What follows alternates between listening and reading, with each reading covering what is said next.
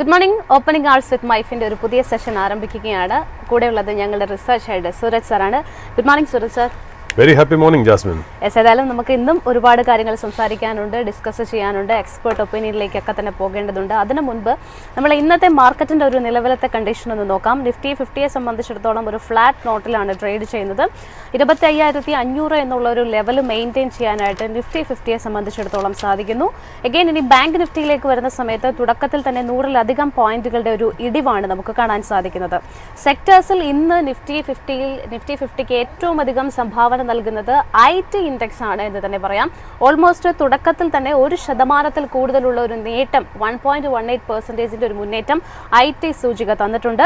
സെക്ടറിലെ പ്രധാനപ്പെട്ട എല്ലാ ഓഹരികളിലും നമുക്ക് ആ ഒരു മുന്നേറ്റം കാണാൻ സാധിക്കുന്നുണ്ട്. ഇൻഫോസിസ്, കൊഫോർജ്, TCS, വിപ്രോ തുടങ്ങിയ പ്രധാനപ്പെട്ട കമ്പനികളുടെ ഓഹരികളിലും ഇന്ന് ആ ഒരു നേട്ടം തുടരുകയാണ്. സർ, നമ്മൾ മാർക്കറ്റിലേക്ക് നോക്കുകയാണെന്നുണ്ടെങ്കിൽ ഓവർനൈറ്റിൽ വീണ്ടും അമേരിക്കയും ഡൊണാൾഡ് ട്രംപിലേക്കും തന്നെയാണ് ഫോക്കസ് എത്തി നിൽക്കുന്നത്. ട്രംപിന്റെ ബിഗ് ബ്യൂട്ടിഫുൾ ബില്ല് നേരിയ ഭൂരിപക്ഷത്തിൽ പാസ്സായിരിക്കുകയാണ്. ഏതായാലും മറ്റ് പ്രധാനപ്പെട്ട ഹാൻഡ് ഓവേഴ്സ് എന്തൊക്കെയാണ്? ജാസ്മിൻ, ശരിക്കും ഇപ്പോൾ US മാർക്കറ്റ് നോക്കുകയാണെങ്കിൽ ട്രംപിന്റെ ഒരു സ്റ്റേറ്റ്മെന്റ് വീണ്ടും ജപ്പാൻ എഗെയിൻസ്റ്റ് ഹാർഡായിട്ട് അടിക്കുന്നു എന്നുള്ളതാണ്. കാര്യം വെച്ചാൽ ഇന്നലെയും നമ്മൾ പറഞ്ഞിരുന്നു ജപ്പാനിന് റൈസ് സ്കേഴ്സിറ്റി ഉണ്ട്, ഷോർട്ടേജ് ഉണ്ട്, എന്നിട്ടും US-ന്റെ ഇന്ന് മേടിക്കുന്നില്ല എന്നുള്ളത് ട്രംപിന് വലിയ കൺസേൺ ആയിട്ടും വലിയൊരു കംപ്ലൈന്റ് ആയിട്ടും അദ്ദേഹം പറഞ്ഞു എന്നുള്ളതാണ്. അപ്പോൾ ഇന്നലെ പറഞ്ഞതെന്ന് വെച്ചാൽ അൺഫോർച്ചുനേറ്റ്ലി ഞങ്ങൾക്ക് ടാരിഫ് ഇമ്പോസ് ചെയ്ത് മുന്നോട്ട് പോകാതെ കഴിയില്ല, ജപ്പാൻ എഗെയിൻസ്റ്റ് ആയിട്ട് 30-35% എന്താണെന്ന് വെച്ചാൽ ഇംപ്ലിമെന്റ് ചെയ്യേണ്ടി വരും എന്നുള്ളതാണ് അദ്ദേഹം ഇന്നലെ പറഞ്ഞു എന്നുള്ളത്. അത് വെച്ച് തന്നെയാണ് ഇന്ന് നമ്മൾ US മാർക്കറ്റ് തുടങ്ങുന്നത് എന്നുള്ളതാണ്. US മാർക്കറ്റ് മിക്സ്ഡ് ആയിട്ടാണ് ഇന്നലെ ക്ലോസ് ചെയ്തത്. അതായത് S&P 500 ഏതാണ്ട് സ്ലൈറ്റ്ലി ഡൗൺ ആയിരുന്നു, -0.11% ഡൗൺ ആയിരുന്നു. എന്നാൽ ഡൗ നിയർലി 1% അപ്പാണ്. വീണ്ടും നാസ്ഡാക്കും ചെറിയ രീതിയിൽ 0.82% ഡൗൺ ആയിരുന്നു എന്നുള്ള. അപ്പോൾ അതിന് പ്രത്യേകത എന്ന് വെച്ചാൽ എന്തുകൊണ്ട് ഡൗ കയറി, എന്തുകൊണ്ട് S&P അല്ലെങ്കിൽ നാസ്ഡാക്ക് കുറവെന്ന് വെച്ചാൽ അവിടെ ഒരു സെക്ടർ റൊട്ടേഷൻ നടക്കുന്നുണ്ട്. സാധാരണ ടെക് ഹെവി കമ്പനീസ് NVIDIA അല്ലെങ്കിൽ മെറ്റ ഇതേപോലുള്ള മെറ്റ പോലത്തെ കമ്പനികളാണ് കുറച്ച് ദിവസമായിട്ട് കയറിക്കൊണ്ടിരിക്കുന്നത്. അവിടുന്ന് പൈസ റൊട്ടേറ്റ് ചെയ്ത് ഹെൽത്ത് കെയറിലേക്ക് കയറുന്നതായിട്ടാണ് കണ്ടിരിക്കുന്നത് ഇന്നലെ മാർക്കറ്റിൽ. ഇത് പെർമനന്റ് സെക്ടർ റൊട്ടേഷൻ ആണോ എന്നറിയില്ല, ബട്ട് അങ്ങനെ ഒരു എന്താ പറയുക ഒരു ആക്ടിവിറ്റി ഇന്നലെ US മാർക്കറ്റിൽ കണ്ടു എന്നുള്ളതാണ്. US മാർക്കറ്റ് നമ്മൾ ശരിക്കും വളരെ ക്ലോസ്ലി വാച്ച് ചെയ്യണമെങ്കിൽ S&P 500 ഏതാണ്ട് golden crossover, technically golden cross ഓവറിൽ നിൽക്കുകയാണ്. ഗോൾഡൻ ക്രോസ് ഓവർ എന്ന് പറഞ്ഞാൽ എന്താ, 50-day മൂവിംഗ് ആവറേജസ് 200 മൂവിംഗ് ആവറേജസിനെ ക്രോസ് ചെയ്യുമ്പോഴാണ് നമ്മൾ ശരിക്കും പറഞ്ഞാൽ ഈ ഗോൾഡൻ ക്രോസ് ഓവർ എന്ന് പറഞ്ഞാൽ. ഈ ഗോൾഡൻ ക്രോസ് ഓവർ പൊതുവേ ടെക്നിക്കലി ശരിക്കും പറഞ്ഞാൽ വളരെ പോസിറ്റീവാണ് മാർക്കറ്റിന്. അപ്പോൾ S&P 500 അങ്ങനത്തെ ഒരു ജംഗ്ഷനിലാണ് നിൽക്കണമെന്നുള്ളത് നമുക്ക് പറയാതിരിക്കാൻ വയ്യ. ബട്ട് ഒരു കാര്യമുണ്ട്, എപ്പോഴും നമുക്കിത് നന്നാവണമെന്നില്ല. ഇത് ശരിക്കും പറഞ്ഞാൽ 2019 ഈ ഗോൾഡൻ ക്രോസ് ഓവർ വന്നിട്ട് US മാർക്കറ്റ് ഭയങ്കരമായിട്ട് ഫോളോ ചെയ്യുകയാണ് 2019 സംഭവിച്ചത്.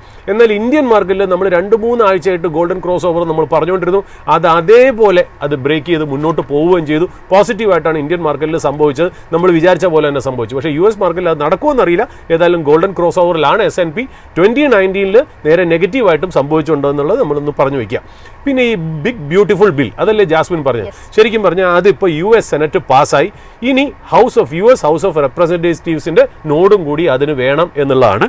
നമുക്കറിയാം ഇതിനകത്ത് ഇലോൺ മസ്ക് ഒക്കെ ഇതിനെ ഭയങ്കരമായിട്ട് എതിർക്കുന്നു. കാര്യം വെച്ചാൽ ഇതുകൊണ്ട് മസ്ക് ഉദ്ദേശിക്കുന്നത് സ്പെൻഡിങ് ഇൻക്രീസ് ചെയ്യാന്നാണ്. സ്പെൻഡിങ് ഇൻക്രീസ് ചെയ്യാന്ന് പറയുമ്പോൾ ഏതാണ്ട് $3 ബില്യണോളം ഡെറ്റ് US-ന് അഡീഷണൽ ആയിട്ട് ആഡ് ചെയ്യും, അല്ലെങ്കിൽ $3 ബില്യൺ ഡെഫിസിറ്റ് US-ന്റെ ഇതിലേക്ക് വരും എന്നുള്ളതാണ്. അപ്പോൾ അതുകൊണ്ട് തന്നെ അത് വന്നു കഴിഞ്ഞാൽ ഒരുപാട് നെഗറ്റിവിറ്റി ഉണ്ട്. കാര്യം വെച്ചാൽ അവിടെ ഇൻഫ്ലേഷൻ കൂടും, ബോണ്ട് ഈൽഡ് കുറയും, ഡോളർ ഡിപ്രീഷിയേറ്റ് ചെയ്യും.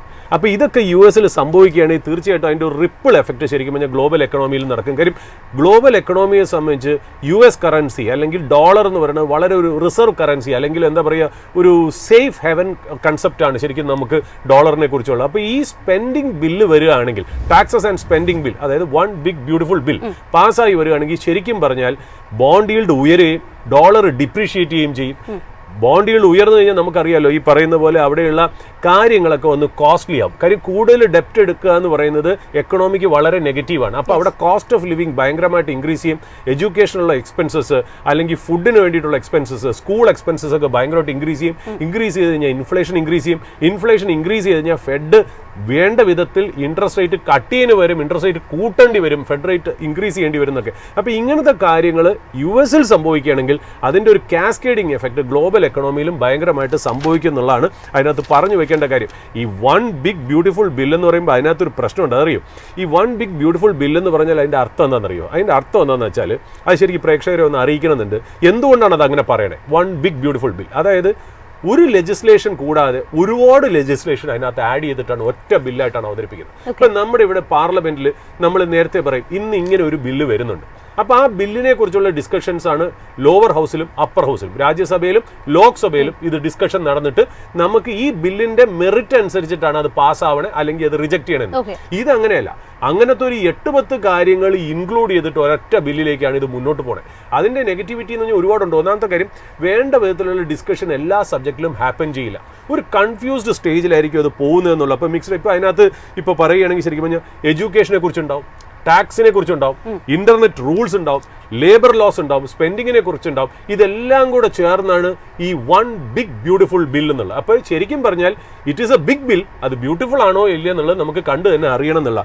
അപ്പോൾ അതൊരു കാര്യം. രണ്ടാമത്, ഈ കോൺട്രവേഴ്സ്യൽ ആയിട്ടുള്ള ഐഡിയാസ് ഇതിനകത്ത് സ്നീക്ക് ഇൻ ചെയ്ത് കയറ്റാൻ വളരെ എളുപ്പമാണ്. കാര്യം വെച്ചാൽ ഇപ്പോൾ നമ്മൾ പറയുന്ന ഒരു വലിയ ബില്ല് വരുമ്പോൾ നമ്മൾ ശ്രദ്ധിക്കാതെ പോകുന്ന ചില കാര്യങ്ങളുണ്ട്. അപ്പം നമ്മൾ ചിലപ്പം ഒരു ഫാർമേഴ്സിന് കൊണ്ടുവരുന്ന ഒരു റൂള് അത് ഫാർമേഴ്സിന് നെഗറ്റീവ് ആവുകയും കോർപ്പറേറ്റ് ലോബിക്ക് അത് പോസിറ്റീവായിട്ട് വരാനുള്ള ചാൻസ് ഉണ്ട്. അപ്പോൾ ഇതൊന്നും നമ്മൾ പെട്ടെന്ന് തിരിച്ചറിയില്ല. അതായത് ഫൈൻ പ്രിന്റ്, നമ്മൾ പറയില്ലേ ഫൈൻ പ്രിന്റ്, നമുക്ക് പെട്ടെന്ന് ആ ബില്ലിൽ മനസ്സിലാവില്ല എന്നുള്ള.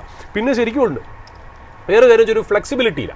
അതായത് നമുക്ക് എന്തെങ്കിലും കാര്യത്തിന് ഈ പറഞ്ഞ പോലെ ബില്ലിൽ എന്തെങ്കിലും കാര്യം ഇഷ്ടപ്പെട്ടില്ലെന്ന് വെച്ചോ, അതിനെ മാത്രം നമുക്ക് വോട്ട് ചെയ്ത് ഡൗൺ ആക്കാൻ പറ്റില്ല.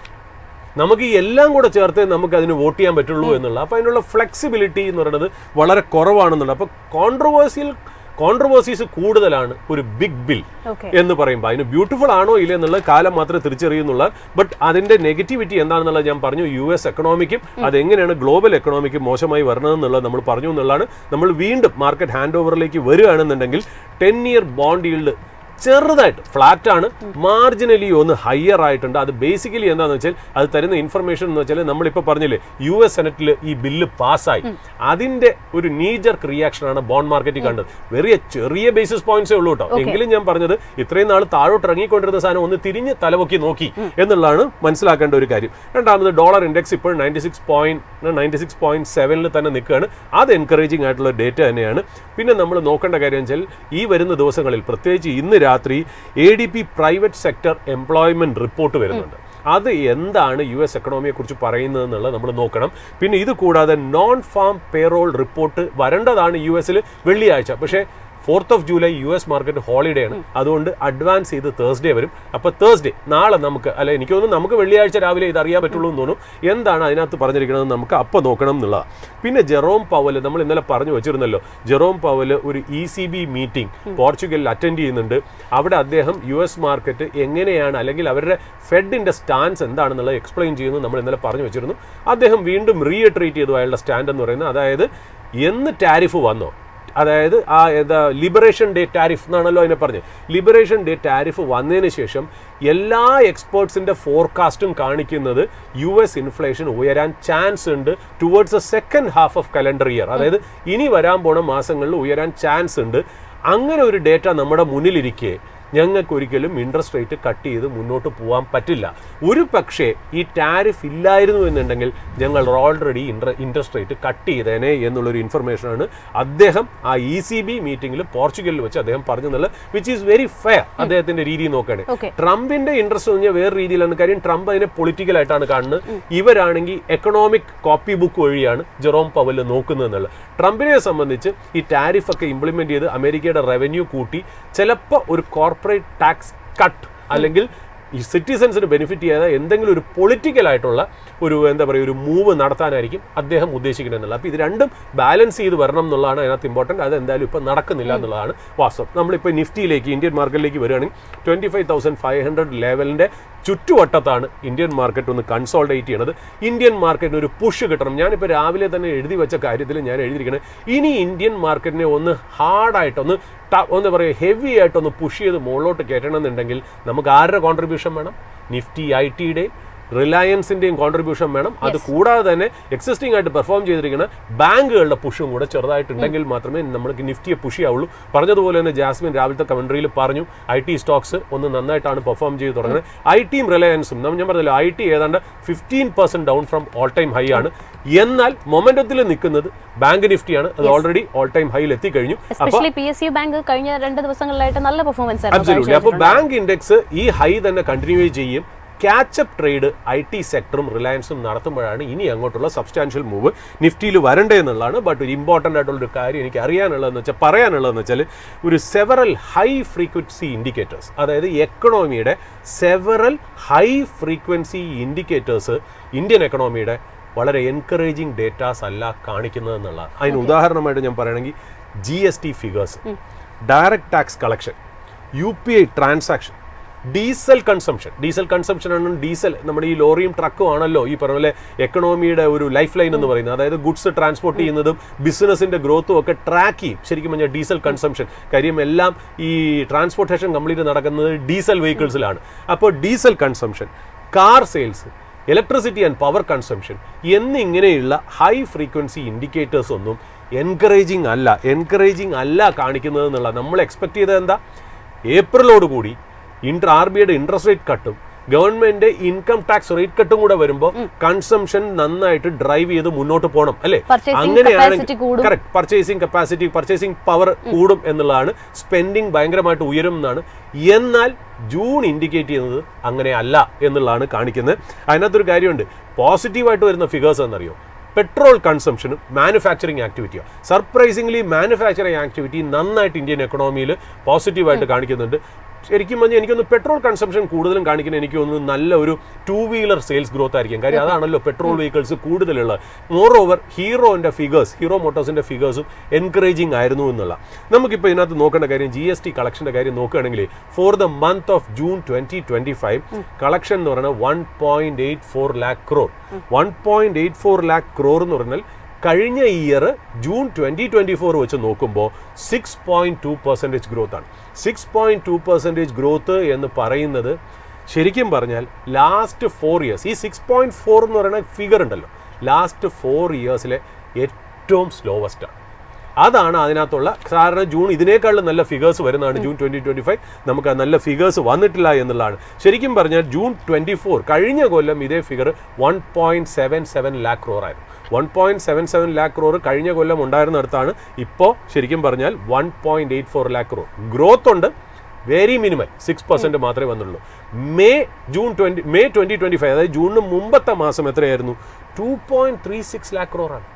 മേല് 2.36 lakh crore നിന്ന് ഒരൊറ്റ ഇടിവ് 1.84 വന്നിരിക്കുന്നത് എന്നുള്ളത്. എന്താണ് അതിനകത്തുള്ള കാരണം? നമുക്കറിയില്ല. ഈ ഹൈ പെർഫോമൻസ് ഇൻഡിക്കേറ്റേഴ്സ് ഇത് കാണിക്കുമ്പോൾ നമ്മളൊന്ന് സൂക്ഷിക്കണം എന്നുള്ള. പിന്നെ അഡ്വാൻസ് ടാക്സ് ഈ ഫസ്റ്റ് ക്വാർട്ടർ എന്ന് പറയുമ്പോൾ March 31 പഴയ കണക്ക് ക്ലോസ് ചെയ്ത് പുതിയ കണക്ക് തുടങ്ങിയല്ലോ. ഏപ്രിൽ മെയ് ജൂൺ ഫിഗേഴ്സ് വന്നിരിക്കുന്ന ഗ്രോത്ത് എത്രയെന്നറിയോ? 3.6%, 4% താഴെ. അതും എൻകറേജിങ് ആയിട്ടുള്ള കാര്യമല്ല എന്നുള്ളതാണ്. പിന്നെ പാസഞ്ചർ സെയിൽസ് ഗ്രോത്ത് നമ്മൾ നോക്കുകയാണെങ്കിൽ ഇൻ ടോട്ടോ എല്ലാ കമ്പനികളുടെയും നോക്കുകയാണെങ്കിൽ -6% ആണ്. -6% M&M ഒഴിച്ച് ബാക്കി എല്ലാവരും negative. M&M super natural growth ആണ് M&M എന്നുള്ള. So M&M is N outlier among passenger cars എന്നുള്ള. M&Mന്റെ ഗ്രോത്ത് +18% ആണെങ്കിൽ മാരുതിയുടെ -13% ആണ്. ടാറ്റ മോട്ടോഴ്സിന്റെ -14 ആണ്. ഹ്യുണ്ടായി -12% ആണെന്നുള്ളത്. അപ്പോൾ പാസഞ്ചർ വെഹിക്കിൾസിന്റെ ഇൻഡിക്കേറ്റേഴ്സും അത്ര എൻകറേജിങ് അല്ല. UPI ട്രാൻസാക്ഷൻ എന്ന് പറയുമ്പോൾ നമുക്കറിയാലോ, നമ്മൾ ചെറിയ സാധനങ്ങൾ ഇപ്പോൾ സാധാരണക്കാർ എങ്ങനെയാണ് സ്പെൻഡ് ചെയ്യണമെന്നാണ് UPI ട്രാൻസാക്ഷൻ തരുന്നത്. അപ്പോൾ July 1 data release by National Payment Corporation of India, അതായത് NPCIയുടെ ഡേറ്റ അനുസരിച്ച് ജൂണിൽ 18.4 ബില്യൺ ട്രാൻസാക്ഷൻസ് ആണ്. 18.4 ബില്യൺ. മേല് 18.68 ആയിരുന്നു. 18.68 നടന്ന സ്ഥലത്ത് 18.4, അതായത് ചെറിയ ഒരു ഡിപ്പ് അവിടെ സംഭവിച്ചു എന്നുള്ളതാണ്. ട്രാൻസാക്ഷൻ വാല്യൂ കഴിഞ്ഞാൽ നമ്മൾ നമ്പർ ഓഫ് ട്രാൻസാക്ഷൻ ആണ് ഈ പറഞ്ഞത്. ട്രാൻസാക്ഷന്റെ വാല്യൂ നമ്മൾ നോക്കുകയാണെങ്കിൽ 24.04 lakh crore ആണ് ജൂണിൽ ഉണ്ടായിരുന്നത്. എന്നാൽ അത് കഴിഞ്ഞ മേല് 25.1 lakh crore ആയിരുന്നു. അപ്പോൾ ട്രാൻസാക്ഷൻ്റെ നമ്പറിലും ട്രാൻസാക്ഷൻ്റെ വാല്യൂവിലും മെയ് അപേക്ഷിച്ച് നോക്കുമ്പോൾ ജൂൺ താഴേക്കാണെന്നാണ് പറയുന്നത്. പവർ കൺസംഷൻ, ഇലക്ട്രിസിറ്റി കൺസംഷൻ നോക്കുകയാണെങ്കിൽ ഒരു 1.5% ഡിപ്പ് ഉണ്ട് എന്നുള്ളതാണ്. എന്നാൽ ഞാൻ നേരത്തെ പറഞ്ഞല്ലോ, മാനുഫാക്ചറിങ് ആക്ടിവിറ്റി, അതായത് പെട്രോൾ കൺസംഷനും ഉയർന്നു നിൽക്കുന്നു. That is A positive. ഇന്ത്യയുടെ മാനുഫാക്ചറിങ് ആക്ടിവിറ്റി എന്ന് പറയുന്നത് ഏതാണ്ട് 14-month ഹൈ ആണ്, ഏതാണ്ട് 58.4 ഇൻ ജൂൺ, 58.4. മേയിൽ ഇത് 57.6 ആയിരുന്നു. കഴിഞ്ഞ കൊല്ലം ജൂണിൽ ഇത് 58.3 ആയിരുന്നു. രണ്ട് കണക്ക് നോക്കുകയാണെങ്കിലും ജൂൺ 2025 അപ്രീഷിയബിൾ ആയിട്ടുള്ള ഒരു ഫിഗർ തന്നെയാണ്. പിന്നെ ഒരു ഇമ്പോർട്ടൻ്റ് ആയിട്ടുള്ള കാര്യം, last but not the least, അതായത് പ്രൈവറ്റ് സെക്ടറിൻ്റെ ന്യൂ പ്രോജക്ട്സ് തുടങ്ങുന്നതിന് ഏതാണ്ട് 3.5 lakh crore അവർ സ്പെൻഡ് ചെയ്തു എന്നുള്ളതാണ്. അതായത് കഴിഞ്ഞ കൊല്ലം ഇതേ സമയം 2024 ജൂണിൽ അവർ സ്പെൻഡ് ചെയ്ത് 1.4 lakh crore. അപ്പോൾ പ്രൈവറ്റ് സെക്ടർ ഇൻവെസ്റ്റ് ചെയ്ത് തുടങ്ങി എന്നുള്ളത് വളരെ ഇമ്പോർട്ടൻ്റ് ആയിട്ടുള്ളൊരു കാര്യമാണ് എന്നുള്ളതാണ്. ഇന്ത്യൻ മാർക്കറ്റിനെ സംബന്ധിച്ചിടത്തോളം ഞാൻ ഈ പറഞ്ഞല്ലോ, അതായത് ടെക്നിക്കലി ഇന്ത്യൻ മാർക്കറ്റും എൻവയറൺമെൻറ്റും സെൻറ്റിമെൻറ്റ്സും വളരെ പോസിറ്റീവായിട്ടാണ് മാർക്കറ്റിൽ വരുന്നത് അല്ലേ. എപ്പോഴാണ് നമ്മൾ 52 വീക്ക് ഹൈ വരുന്നത് എന്നുള്ളതാണ് നമുക്കറിയാലോ. ഈ പറയുന്ന പോലെ മാർക്കറ്റിലെ ലെവൽസ് ഒക്കെ ശരിക്കും പറഞ്ഞാൽ നമ്മളെ എൻകറേജിങ് ആയിട്ടാണ് മുന്നോട്ട് പോകുന്നത്. അതായത് നിഫ്റ്റി നമ്മൾ നോക്കുകയാണെന്നുണ്ടെങ്കിൽ അപ്വേർഡ് റെസിസ്റ്റൻസ് എന്ന് പറയുന്നത് 25,675 ആണ്. എന്നാൽ ഡൗൺവേർഡ് സപ്പോർട്ട് എന്ന് പറഞ്ഞാൽ 25,440. ഇതാണ് ടെക്നിക്കൽ ഇൻഡിക്കേറ്റേഴ്സ് കാണിക്കുന്നത്. നമ്മൾ പറഞ്ഞു watch out for bank, IT sector and Reliance എന്നുള്ളതാണ്. പിന്നെ അതിൽ ബേസിക്കലി എനിക്ക് പറയാനുള്ളത് ഈ മിഡ് ക്യാപ് സൈസ് ബാങ്ക്സ് ഉണ്ടല്ലോ, IDBI, ഫെഡറൽ ബാങ്ക് ഒക്കെ ഒന്ന് ഇൻവെസ്റ്റേഴ്സ് ഒന്ന് വാച്ച് ലിസ്റ്റിൽ എടുത്തു വയ്ക്കുക എന്നുള്ളത് മാത്രമേ ഉള്ളൂ. ബട്ട് ഞാൻ ഇതിനോട് പറയുമ്പോൾ തന്നെ ഞാൻ പറഞ്ഞല്ലോ, technically Indian market is positive, emotionally sentimentally also Indian market is positive. But however നമ്മൾ വീണ്ടും പറയുന്നു, ഞാൻ ഒരിക്കലും ഈ പറയുന്നത് പെസിമിസം അല്ല, ഞാൻ ഒരിക്കലും ബെയറിഷ് സ്റ്റാൻസും അല്ല പറയുന്നത്. നിങ്ങൾ പോസിറ്റീവായിട്ട് തന്നെ മാർക്കറ്റിനെ ട്രീറ്റ് ചെയ്യണം, ഞാൻ ഉൾപ്പെടെ. ബട്ട് നമ്മൾ എന്തൊക്കെയാണ് റിസ്ക് എന്നുള്ളത് ക്വാണ്ടിഫൈ ചെയ്ത് അറിഞ്ഞു വയ്ക്കുക എന്നുള്ളത് സ്മാർട്ട്നെസ് ആണ്, നെഗറ്റിവിറ്റി അല്ല. അതായത് സ്മാർട്ടായിട്ട് നമുക്ക് മാർക്കറ്റിൽ മുന്നോട്ട് പോകണമെങ്കിൽ ഇതിൻ്റെ നെഗറ്റിവിറ്റിയും കൂടെ നമ്മൾ ക്വാണ്ടിഫൈ ചെയ്ത് വെക്കണം എന്നുള്ളതാണ് ഒന്നാമത്തെ കാര്യം. ഒന്നാമത്തെ ഒരു കോഷൻ എന്ന് പറയുന്നത് മാർക്കറ്റ് എന്താ പറയുക, ഓപ്റ്റിമം ടു ഓവർ വാല്യുവേഷൻ ലെവലിലാണ് ഓൾറെഡി ട്രേഡ് ചെയ്യുന്നത്. അത് നിഫ്റ്റി പ്രൈസ് ഏർണിംഗ് മൾട്ടിപ്പിൾസിൻ്റെ ഒരു ആംഗിളിൽ കൂടെ നോക്കുകയാണെങ്കിലും മാർക്കറ്റ് ക്യാപ് ടു GDP എന്നുള്ള ലെവലിൽ നോക്കുകയാണെങ്കിലും ഇന്ത്യൻ മാർക്കറ്റ് ഒരിക്കലും ഒരു ചീപ്പല്ല, ഒരു ഓവർ വാല്യൂഡ് ലെവലിലേക്ക് തന്നെയാണ് നിൽക്കുന്നത് എന്നുള്ള ഒന്നാമത്തെ കാര്യം. രണ്ടാമത്തെ കാര്യം ടാരിഫ് തന്നെയാണ്. ടാരിഫിൻ്റെ കാര്യം നമ്മൾ ഇപ്പോഴും പറഞ്ഞു, ടാരിഫ് നടക്കും എന്ന് വിചാരിച്ച്, അതായത് സൈൻ ചെയ്യും എന്ന് വിചാരിച്ചിട്ടാണ് ഇന്ത്യൻ മാർക്കറ്റ് മുന്നോട്ട് പോകുന്നത്. അതിലെവിടെയെങ്കിലും ഒരു റെഡ് സിഗ്നൽ വരികയാണെങ്കിൽ ആ ഒരു പോസിറ്റിവിറ്റി മാർക്കറ്റിൽ നിന്ന് പോകുമ്പോൾ ചെറിയൊരു ഡിപ്പ് അല്ലെങ്കിൽ മാർക്കറ്റിനെ അത് നെഗറ്റീവായിട്ട് അഫക്റ്റ് ചെയ്തേക്കാം, ടാരിഫ് നടന്നില്ലെങ്കിൽ. ഇനി അഥവാ ടാരിഫ് സൈൻ ചെയ്യുകയാണെങ്കിൽ അത് ബെനിഫിറ്റ് ചെയ്യണത് അമേരിക്കൻ എക്കണോമിക്കും അമേരിക്കൻ കമ്പനിക്കുമാണ്. അത് ശരിക്കും പറഞ്ഞാൽ ഇന്ത്യൻ എക്കണോമിക്കും ഇന്ത്യൻ ബിസിനസ്സുകൾക്കും ചെറിയ നെഗറ്റീവ് ആണെന്നുള്ളതും പറഞ്ഞു വയ്ക്കുന്നു. അപ്പോൾ രണ്ടാമത്തെ ചലഞ്ച് അതാണെന്നുള്ളത്. മൂന്നാമത്തെ കാര്യം എന്ന് വെച്ചാൽ നമ്മൾ ഈ പറഞ്ഞ പോലെ ജൂണിലെ ഹൈ പെർഫോമൻസ് ഇൻഡിക്കേറ്റേഴ്സ് എല്ലാം കാണിക്കുന്നത് economy is under a bit of a pressure, അതായത് ചെറുതായിട്ടൊരു പ്രഷർ വന്നിട്ടുണ്ട് എന്നുള്ളതാണ്. നാലാമത്തെ, again last but not the least important ആയിട്ട് പറയേണ്ടത്, നമ്മൾ ഏപ്രിൽ മുതൽ പുതിയ ഫിനാൻഷ്യൽ ഇയർ തുടങ്ങി. മെയ് മാസം തന്നെ ഏതാണ്ട് 1 ലക്ഷത്തിൽ കൂടുതൽ ബൾക്ക് ഡീലിൽ കൂടെയും ബ്ലോക്ക് ഡീലിൽ കൂടെയും പ്രൊമോട്ടറിന്റെ സെല്ലിംഗ് നടന്നു. Promoters no there business and the opportunity of the business better than all of us എന്നുള്ള. അപ്പോൾ ഇത്രയും 4 എന്താ പറയുക പാരാമീറ്റേഴ്സ് ശരിക്കും പറഞ്ഞാൽ ചലഞ്ചിങ് ആയിട്ട് അതിനെ ഒരു ഹെഡ് വിൻഡ് ആയിട്ട് തന്നെ നമ്മുടെ മുന്നിൽ നിൽക്കുന്നുണ്ട്. മാർക്കറ്റിൽ കോഷ്യസ് ആയിട്ട് പോവുക, correct ചെയ്യുന്നുള്ള ഉദ്ദേശത്തിലല്ല. This is quantifying risk എന്താണെന്ന് നിങ്ങൾ മനസ്സിലാക്കി വെക്കുന്നു എന്ന് പറയാൻ വേണ്ടി മാത്രമാണ് ജാസ്മിൻ. സാറ് സൂചിപ്പിച്ചതുപോലെ തന്നെ മാനുഫാക്ചറിംഗ് PMI നമ്മൾ പരിശോധിക്കുകയാണെന്നുണ്ടെങ്കിൽ 14 month ഒരു ഹൈ ആണ് രേഖപ്പെടുത്തിയിരിക്കുന്നത്. ബാക്കിയുള്ള ഡേറ്റകളിലൊക്കെ തന്നെ ഒരു മോഡറേറ്റ് ആയിട്ടുള്ള ഒരു ഡിപ്പ് അല്ലെങ്കിൽ ഒരു സ്ലൈറ്റ്ലി ഒരു ഡിപ്പ് നമ്മൾ കണ്ടതുമാണ്. ഇന്നലെ എസ്പെഷ്യലി ഒരു ജൂൺ മന്തിലെ ഓട്ടോ സെയിൽസ് ഡേറ്റകളാണ് വന്നത്. ഈ പറഞ്ഞതുപോലെ തന്നെ മഹീന്ദ്ര ഒഴികെ ബാക്കിയുള്ള എല്ലാ കമ്പനികളിലും സ്ട്രീറ്റ് എസ്റ്റിമേറ്റ് ചെയ്ത് അത്ര പെർഫോം ചെയ്യാനായിട്ട് സാധിച്ചിട്ടില്ല. ഇന്ന് അതിൻ്റെ ഒരു റിഫ്ലക്ഷൻസ് ഇന്നലെ മുതൽ നമുക്ക് ഒരു സ്റ്റോക്ക് മാർക്കറ്റിൽ കണ്ടിരുന്നു. ബാക്കിയുള്ള സ്റ്റോക്കുകൾ ഒരു ഇടിവ് രേഖപ്പെടുത്തിയപ്പോഴും അപ്പോഴും മഹീന്ദ്രയുടെ ഓഹരികളാണ് ഒരല്പം മുന്നിട്ട് നിന്നിട്ടുണ്ടായിരുന്നത്. ഇന്ന് ഓട്ടോ സെഗ്മെന്റിലേക്ക് especially tube investment, Ashok Leyland, TVS motors, Bajaj auto, Exide, Motherson തുടങ്ങിയ സ്റ്റോക്കുകളിലെല്ലാം ഒരു ഇടിവ് തന്നെയാണ് കാണുന്നത്. ഏതായാലും ഇന്നിപ്പോൾ നമ്മൾ മാർക്കറ്റിന്റെ മറ്റ് പ്രധാനപ്പെട്ട അപ്ഡേറ്റ്സിലേക്ക് പോവുകയാണ്. മാർക്കറ്റിന്റെ ഈ മണിക്കൂറിലെ പ്രധാനപ്പെട്ട ഒരു അപ്ഡേറ്റ്സുമായിട്ട് വിഷ്ണു ഇപ്പോൾ റിസർച്ച് ഡെസ്കിൽ നിന്ന് ജോയിൻ ചെയ്യുകയാണ്. Good morning Vishnu.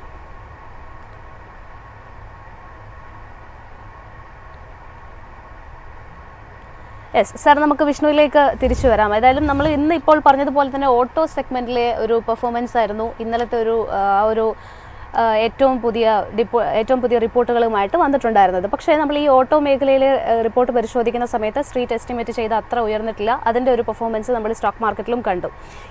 ഇനി മറ്റ് പ്രധാനപ്പെട്ട ഏതൊക്കെ സ്റ്റോക്സ് ആണ് നമ്മൾ ശ്രദ്ധിച്ചിരിക്കേണ്ടത്? ഞാനിപ്പോൾ കേദാർ പ്രഭു എനിക്കൊരു ഇൻഫർമേഷൻ അയച്ചിട്ടുണ്ട്. അത് വളരെ ഇമ്പോർട്ടൻറ്റ് ഇൻഫർമേഷൻ ആണ്. കാര്യം വെച്ചാൽ നമ്മൾ വേദാന്ത കമ്പനിയുടെ ഡീമർജർ നമ്മൾ പറഞ്ഞു. ആ ഡീമർജർ എന്ന് പറഞ്ഞാൽ വലിയൊരു വാല്യൂ അൺലോക്കിംഗ് ആണ് നമുക്ക് അതിൻ്റെ ഷെയർ ഹോൾഡേഴ്സിന് കിട്ടുന്നതെന്നുള്ള.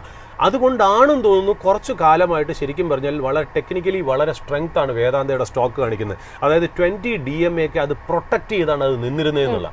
ഇന്ന് അവരുടെ ആ ഈ ഡീമർജർ പ്ലീ NCLT കേൾക്കുകയാണ്. അത് ഗ്രീൻ സിഗ്നൽ വരികയാണെങ്കിൽ വേദാന്ത ചിലപ്പോൾ പോസിറ്റീവ്ലി അതിനെ എഫക്ട് ചെയ്യാനായിട്ടുള്ള ചാൻസ് ഉണ്ട് ആ ന്യൂസ്. എന്നാൽ അത് റെഡ് സിഗ്നൽ ആണെന്നുണ്ടെങ്കിൽ തീർച്ചയായിട്ടും അത് നെഗറ്റീവ് ആവാനുള്ള ചാൻസ് ഉണ്ട്. പിന്നെ ഒരു കാര്യം കൂടെ പറഞ്ഞു വയ്ക്കേണ്ടത്, ലാർജസ്റ്റ് കമ്പനിയായ ഡെക്കറേറ്റീവ് പെയിന്റ്സ് ഡിവിഷനിലെ ഇന്ത്യയിലെ ലാർജസ്റ്റ് അല്ലെങ്കിൽ വേൾഡ് 5th ലാർജസ്റ്റ് പെയിന്റ് കമ്പനിയായ ഏഷ്യൻ പെയിന്റ്സിന് എഗെയിൻസ്റ്റ് ആയിട്ട് ബിർളക്കാർ competition commission of India CCI ഒരു കംപ്ലൈന്റ് കൊടുത്തിരുന്നു. അതായത് അവർ മിസ്യൂസ് ചെയ്യുന്നു, അതായത് അവരുടെ ഡോമിനൻസിനെ അവർ മിസ്യൂസ് ചെയ്യുന്നു, അതായത് റീറ്റെയിലേഴ്സിനെയൊക്കെ അവർ പ്രഷറൈസ് ചെയ്യുന്നു. നിങ്ങൾ ഏഷ്യൻ പെയിന്റ്സിന്റെ അല്ലാതെ മറ്റുള്ള കമ്പനികളുടെ പെയിന്റ് എടുത്ത് വെക്കുകയാണെങ്കിൽ ഞങ്ങൾ നിങ്ങൾക്ക് ഡിസ്കൗണ്ട് തരില്ല, കറക്റ്റായിട്ട് സ്റ്റോക്ക് തരില്ല എന്നൊക്കെ പറഞ്ഞ് പേടിപ്പിക്കുന്നു എന്ന് പറയുന്നു. അതിനെ ചോദ്യം ചെയ്തിരുന്നു ഈ പറഞ്ഞ പോലെ ബിർളയുടെ എന്ന് പറയുമ്പോൾ ഗ്രാസിമിന്റെ ഡിവിഷൻ ആണല്ലോ ബിർള ഓപ്പസ് തുടങ്ങി എന്ന് പറയുന്നത്. അതായത് ആദിത്യ ബിർള ഗ്രൂപ്പ് ആണല്ലോ അവർ. അപ്പോൾ അവർ അതിനെക്കുറിച്ച് കംപ്ലൈന്റ് പറഞ്ഞിരുന്നു. അതിപ്പോൾ CCI പറഞ്ഞിരിക്കണമെന്ന് വെച്ചാൽ അതിനെ എടുത്തു. അതായത് ആ ഒരു കംപ്ലൈന്റിനെ എടുത്തിട്ട് ഒരു റിപ്പോർട്ട് 90 ഡേയ്സിൽ സബ്മിറ്റ് ചെയ്യാൻ പറഞ്ഞിരിക്കുന്നു എന്നുള്ളതാണ്. ഈ ഏഷ്യൻ പെയിന്റ്സിന്റെ ഏറ്റവും വലിയ സ്ട്രെങ്ത് എന്നറിയോ, അവരുടെ ഡിസ്ട്രിബ്യൂഷൻ നെറ്റ്വർക്കാണ്. ശരിക്കും പറഞ്ഞാൽ പെയിന്റിൽ വലിയ വ്യത്യാസങ്ങളൊന്നും ഏഷ്യൻ പെയിന്റ്സും ബർജറും കൻസായും അക്സോയും JSWയും ബിർള ഓപ്പസും തമ്മിലൊന്നുമില്ല.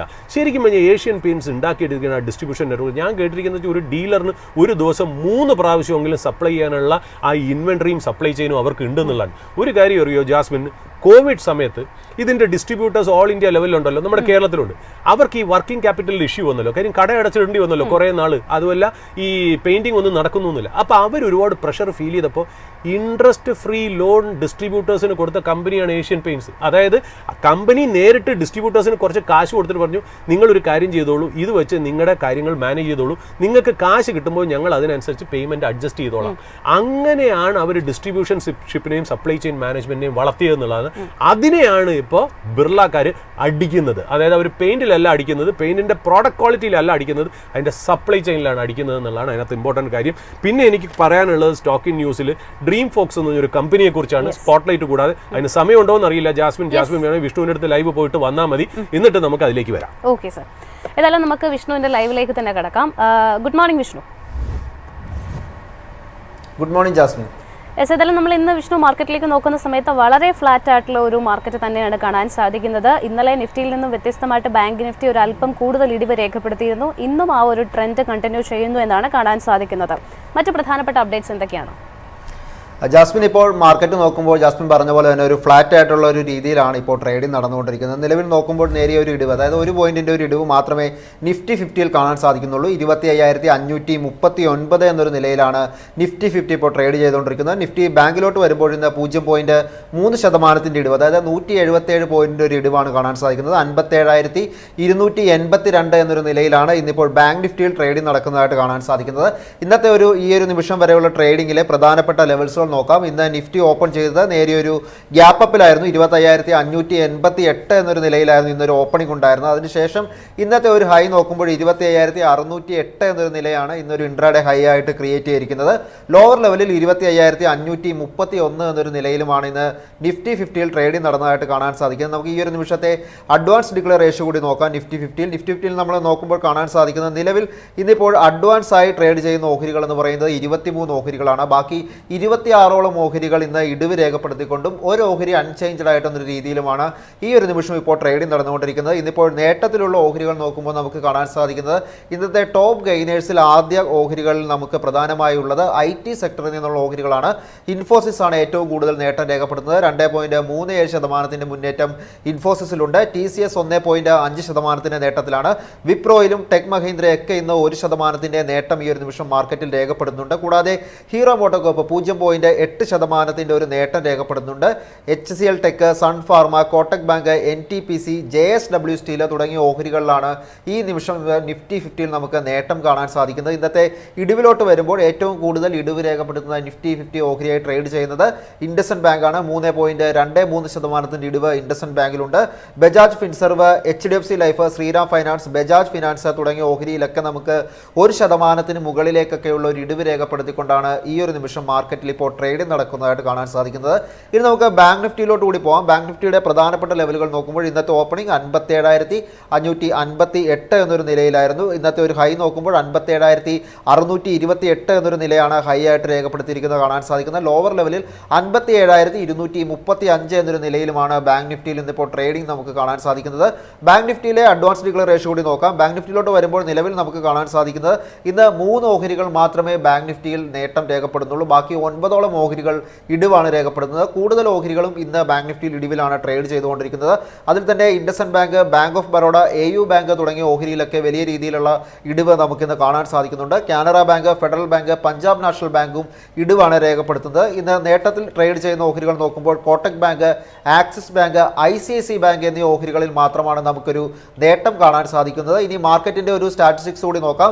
നിലവിൽ നമ്മൾ ഇന്നത്തെ ഒരു മാർക്കറ്റ് സ്റ്റാറ്റിസ്റ്റിക്സ് നോക്കുമ്പോൾ കാണാൻ സാധിക്കുന്നത് 2595ഓളം ഓഹരികളിലാണ് ഇപ്പോൾ ട്രേഡിംഗ് തുടരുന്നത്. അതിൽ 953 ഓഹരികൾ മാത്രമേ ഇന്ന് മാർക്കറ്റിൽ നേട്ടം രേഖപ്പെടുത്തുന്നുള്ളൂ. 1565ഓളം ഓഹരികൾ ഇന്ന് ഇടിവ് രേഖപ്പെടുത്തിക്കൊണ്ടാണ് ട്രേഡിംഗ് തുടരുന്നത്. 77 ഓഹരികൾ അൺചേഞ്ച്ഡ് ആയിട്ടുള്ളൊരു നിലയിലുമാണ്. ഇന്നത്തെ ഒരു അപ്പർ സർക്യൂട്ട് നോക്കുമ്പോൾ 67 ഓഹരികൾ ഇന്ന് മാർക്കറ്റിൽ അപ്പർ സർക്യൂട്ടിലാണ് ട്രേഡ് ചെയ്യുന്നത്. അതുപോലെ 52 വീക്ക് ഹൈ നോക്കുമ്പോഴും 42 ഓഹരികൾ എന്നൊരു കണക്കാണ് കാണാൻ സാധിക്കുന്നത്. ഇന്നത്തെ ലോവർ സർക്യൂട്ട് 22 ഓഹരികൾ എന്നൊരു നിലയിലാണ് ഇപ്പോൾ ട്രേഡിംഗ് തുടരുന്നത്. ഏതായാലും നമുക്ക് ബ്രോഡർ മാർക്കറ്റ് ഇൻഡെക്സസ് കൂടി പരിശോധിക്കാം. ഏതായാലും ഈ ഒരു നിമിഷം ബ്രോഡർ മാർക്കറ്റിലോട്ട് പോകുമ്പോൾ ഇന്ന് ഭൂരിഭാഗം ബ്രോഡർ മാർക്കറ്റ് ഇൻഡെക്സുകളും ഇടിവാണ് രേഖപ്പെടുത്തുന്നത്. എസ്പെഷ്യലി നമ്മൾ നോക്കുമ്പോൾ നിഫ്റ്റി നെക്സ്റ്റ് 50 0.29% ഇടിവാണ്. കൂടാതെ mid cap 50, mid cap 100, small cap 100 തുടങ്ങിയ സെക്ടേഴ്സിലൊക്കെ ബ്രോഡർ മാർക്കറ്റ് ഇൻഡെക്സിലൊക്കെ തന്നെ ഇടിവ് രേഖപ്പെടുത്തിക്കൊണ്ടുള്ള ഒരു ട്രേഡിംഗ് ആണെന്ന് കാണാൻ സാധിക്കുന്നത്. ഇന്ന് ഇപ്പോൾ ഈ ഒരു നിമിഷം നോക്കുമ്പോൾ ബയേഴ്സിന് നേരിയ ഒരു ആധിപത്യം ഉള്ളൊരു മാർക്കറ്റ് ആയിട്ടാണ് നമുക്ക് വിലയിരുത്താൻ സാധിക്കുന്നത്. സെക്ടറൽ വൈസ് പെർഫോമൻസിലോട്ട് വരുമ്പോഴും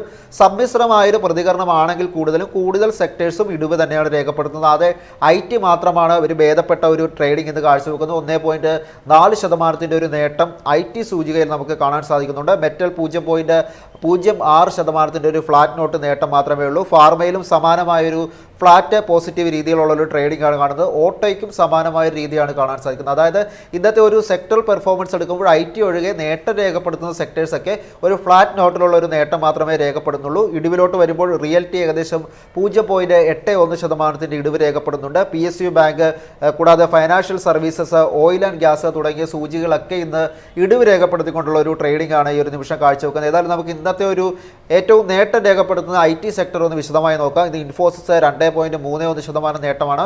എംഫസൈസ് 1.68% നേട്ടമുണ്ട്. TCS, വിപ്രോ, കോഫോർ, പെർസിസ്റ്റന്റ് സിസ്റ്റം തുടങ്ങിയ അതായത് ഈ 10 ഓഹരികളുള്ള സൂചികയിലെ എല്ലാ ഓഹരികളും ഇന്നിപ്പോൾ ഒരു നേട്ടം രേഖപ്പെടുത്തിക്കൊണ്ടിരിക്കുന്ന നിലയിലാണ് ഇന്നിപ്പോൾ ഒരു നിഫ്റ്റി ITയിൽ ഇപ്പോൾ ട്രേഡ് ചെയ്യുന്നതായിട്ട് കാണാൻ സാധിക്കുന്നത്. ഇനി നമുക്ക് ചില സ്റ്റോക്ക് സ്പെസിഫിക് ആയിട്ടുള്ള അനലിസ്റ്റ് റെക്കമെൻഡേഷനിലോട്ട് പോകാം. ആദ്യമായിട്ടൊരു റെക്കമെൻഡേഷൻ നമുക്കുള്ളത് നിലേഷ് ജെയിൻ്റെ ഭാഗത്ത് നിന്നാണ്. അദ്ദേഹം സെൻട്രൽ ബ്രോക്കിങ്ങിൽ നിന്നാണ്. അദ്ദേഹത്തിൻ്റെ ഒരു റെക്കമെൻഡേഷൻ നമുക്ക് നോക്കാം. ആദ്യമായിട്ടൊരു സ്റ്റോക്ക് അദ്ദേഹം പറയുന്നത് ഫെഡറൽ ബാങ്കാണ്. ഒരു short time buying position federal ബാങ്കിലുണ്ട് എന്നുള്ളൊരു വിലയിരുത്തലാണ് അദ്ദേഹത്തിനുള്ളത്. ടാർഗറ്റ് ആയിട്ട് 230 എന്നുള്ളൊരു പ്രൈസാണ് അദ്ദേഹം കൺസിഡർ ചെയ്യുന്നത്. സ്റ്റോപ്പ് ലോസ് ആയിട്ട് 212 എന്നുള്ളൊരു പ്രൈസുമാണ് അദ്ദേഹത്തിൻ്റെ ഒരു കൺസിഡറേഷൻ ഉള്ളത്. അദ്ദേഹം പറയുന്നത് മാത്രമല്ല 45ഓളം അനലിസ്റ്റുകൾ ട്രാക്ക് ചെയ്ത ഈ ഒരു ഓഹരിയിൽ നിലവിൽ ഏകദേശം 36ഓളം പേര് ഒരു ബൈ റേറ്റിംഗ് ആണ് നൽകിയതായിട്ട് കാണാൻ സാധിക്കുന്നത്.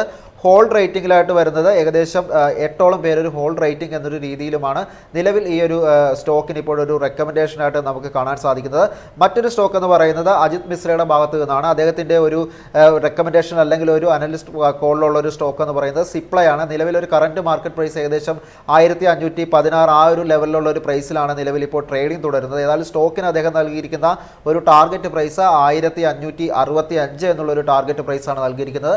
സ്റ്റോപ്പ് ലോസ് 1490 എന്നുള്ള ഒരു പ്രൈസിലുമാണ് അദ്ദേഹം നൽകിയിരിക്കുന്നത്. ഏതായാലും 38ഓളം അനലിസ്റ്റുകൾ ട്രാക്ക് ചെയ്ത് ഈ ഒരു ഓഹരിയിൽ നമുക്കിപ്പോൾ 24ഓളം അനലിസ്റ്റുകളിൽ നിന്നൊരു ബൈ റെക്കമെൻഡേഷൻ ഉള്ളതായിട്ടാണ് നിലവിൽ കാണാൻ സാധിക്കുന്നത്. ഇനി നമുക്ക് ചില ബ്രോക്കറേജ് റഡാറിലോട്ട് കൂടി പോകാം. ബ്രോക്കറേജ് റഡാറിലോട്ട് നമുക്ക് ആദ്യം ഇപ്പോൾ എടുത്ത് പറയാനുള്ളത് ഓട്ടോ സെയിൽസ് ലഭ്യമായിട്ടുള്ള ഹീറോ മോട്ടോ കോപ്പിനെ കുറിച്ചാണ് പറയാനുള്ളത്. ഏതായാലും മോർഗൻ സ്റ്റാൻലി നിലവിൽ ഈ ഒരു സ്റ്റോക്കിന് ഇപ്പോൾ അണ്ടർ വെയിറ്റ് എന്നൊരു പൊസിഷനാണ് നൽകിയിരിക്കുന്നത്. ടാർഗറ്റ് പ്രൈസ് 3765 എന്നുള്ളൊരു പ്രൈസിലുമാണ് നിലവിൽ ഒരു ടാർഗറ്റ് പ്രൈസ് നൽകിയിട്ട് കാണാൻ സാധിക്കുന്നത്. എന്നാൽ സിറ്റിയുടെ ഭാഗത്ത് നിന്നൊരു ബൈ റേറ്റിംഗ് ഉള്ളത് 4900 എന്നുള്ളൊരു പ്രൈസ് കൺസിഡർ ചെയ്യാമെന്നുള്ളതാണ്.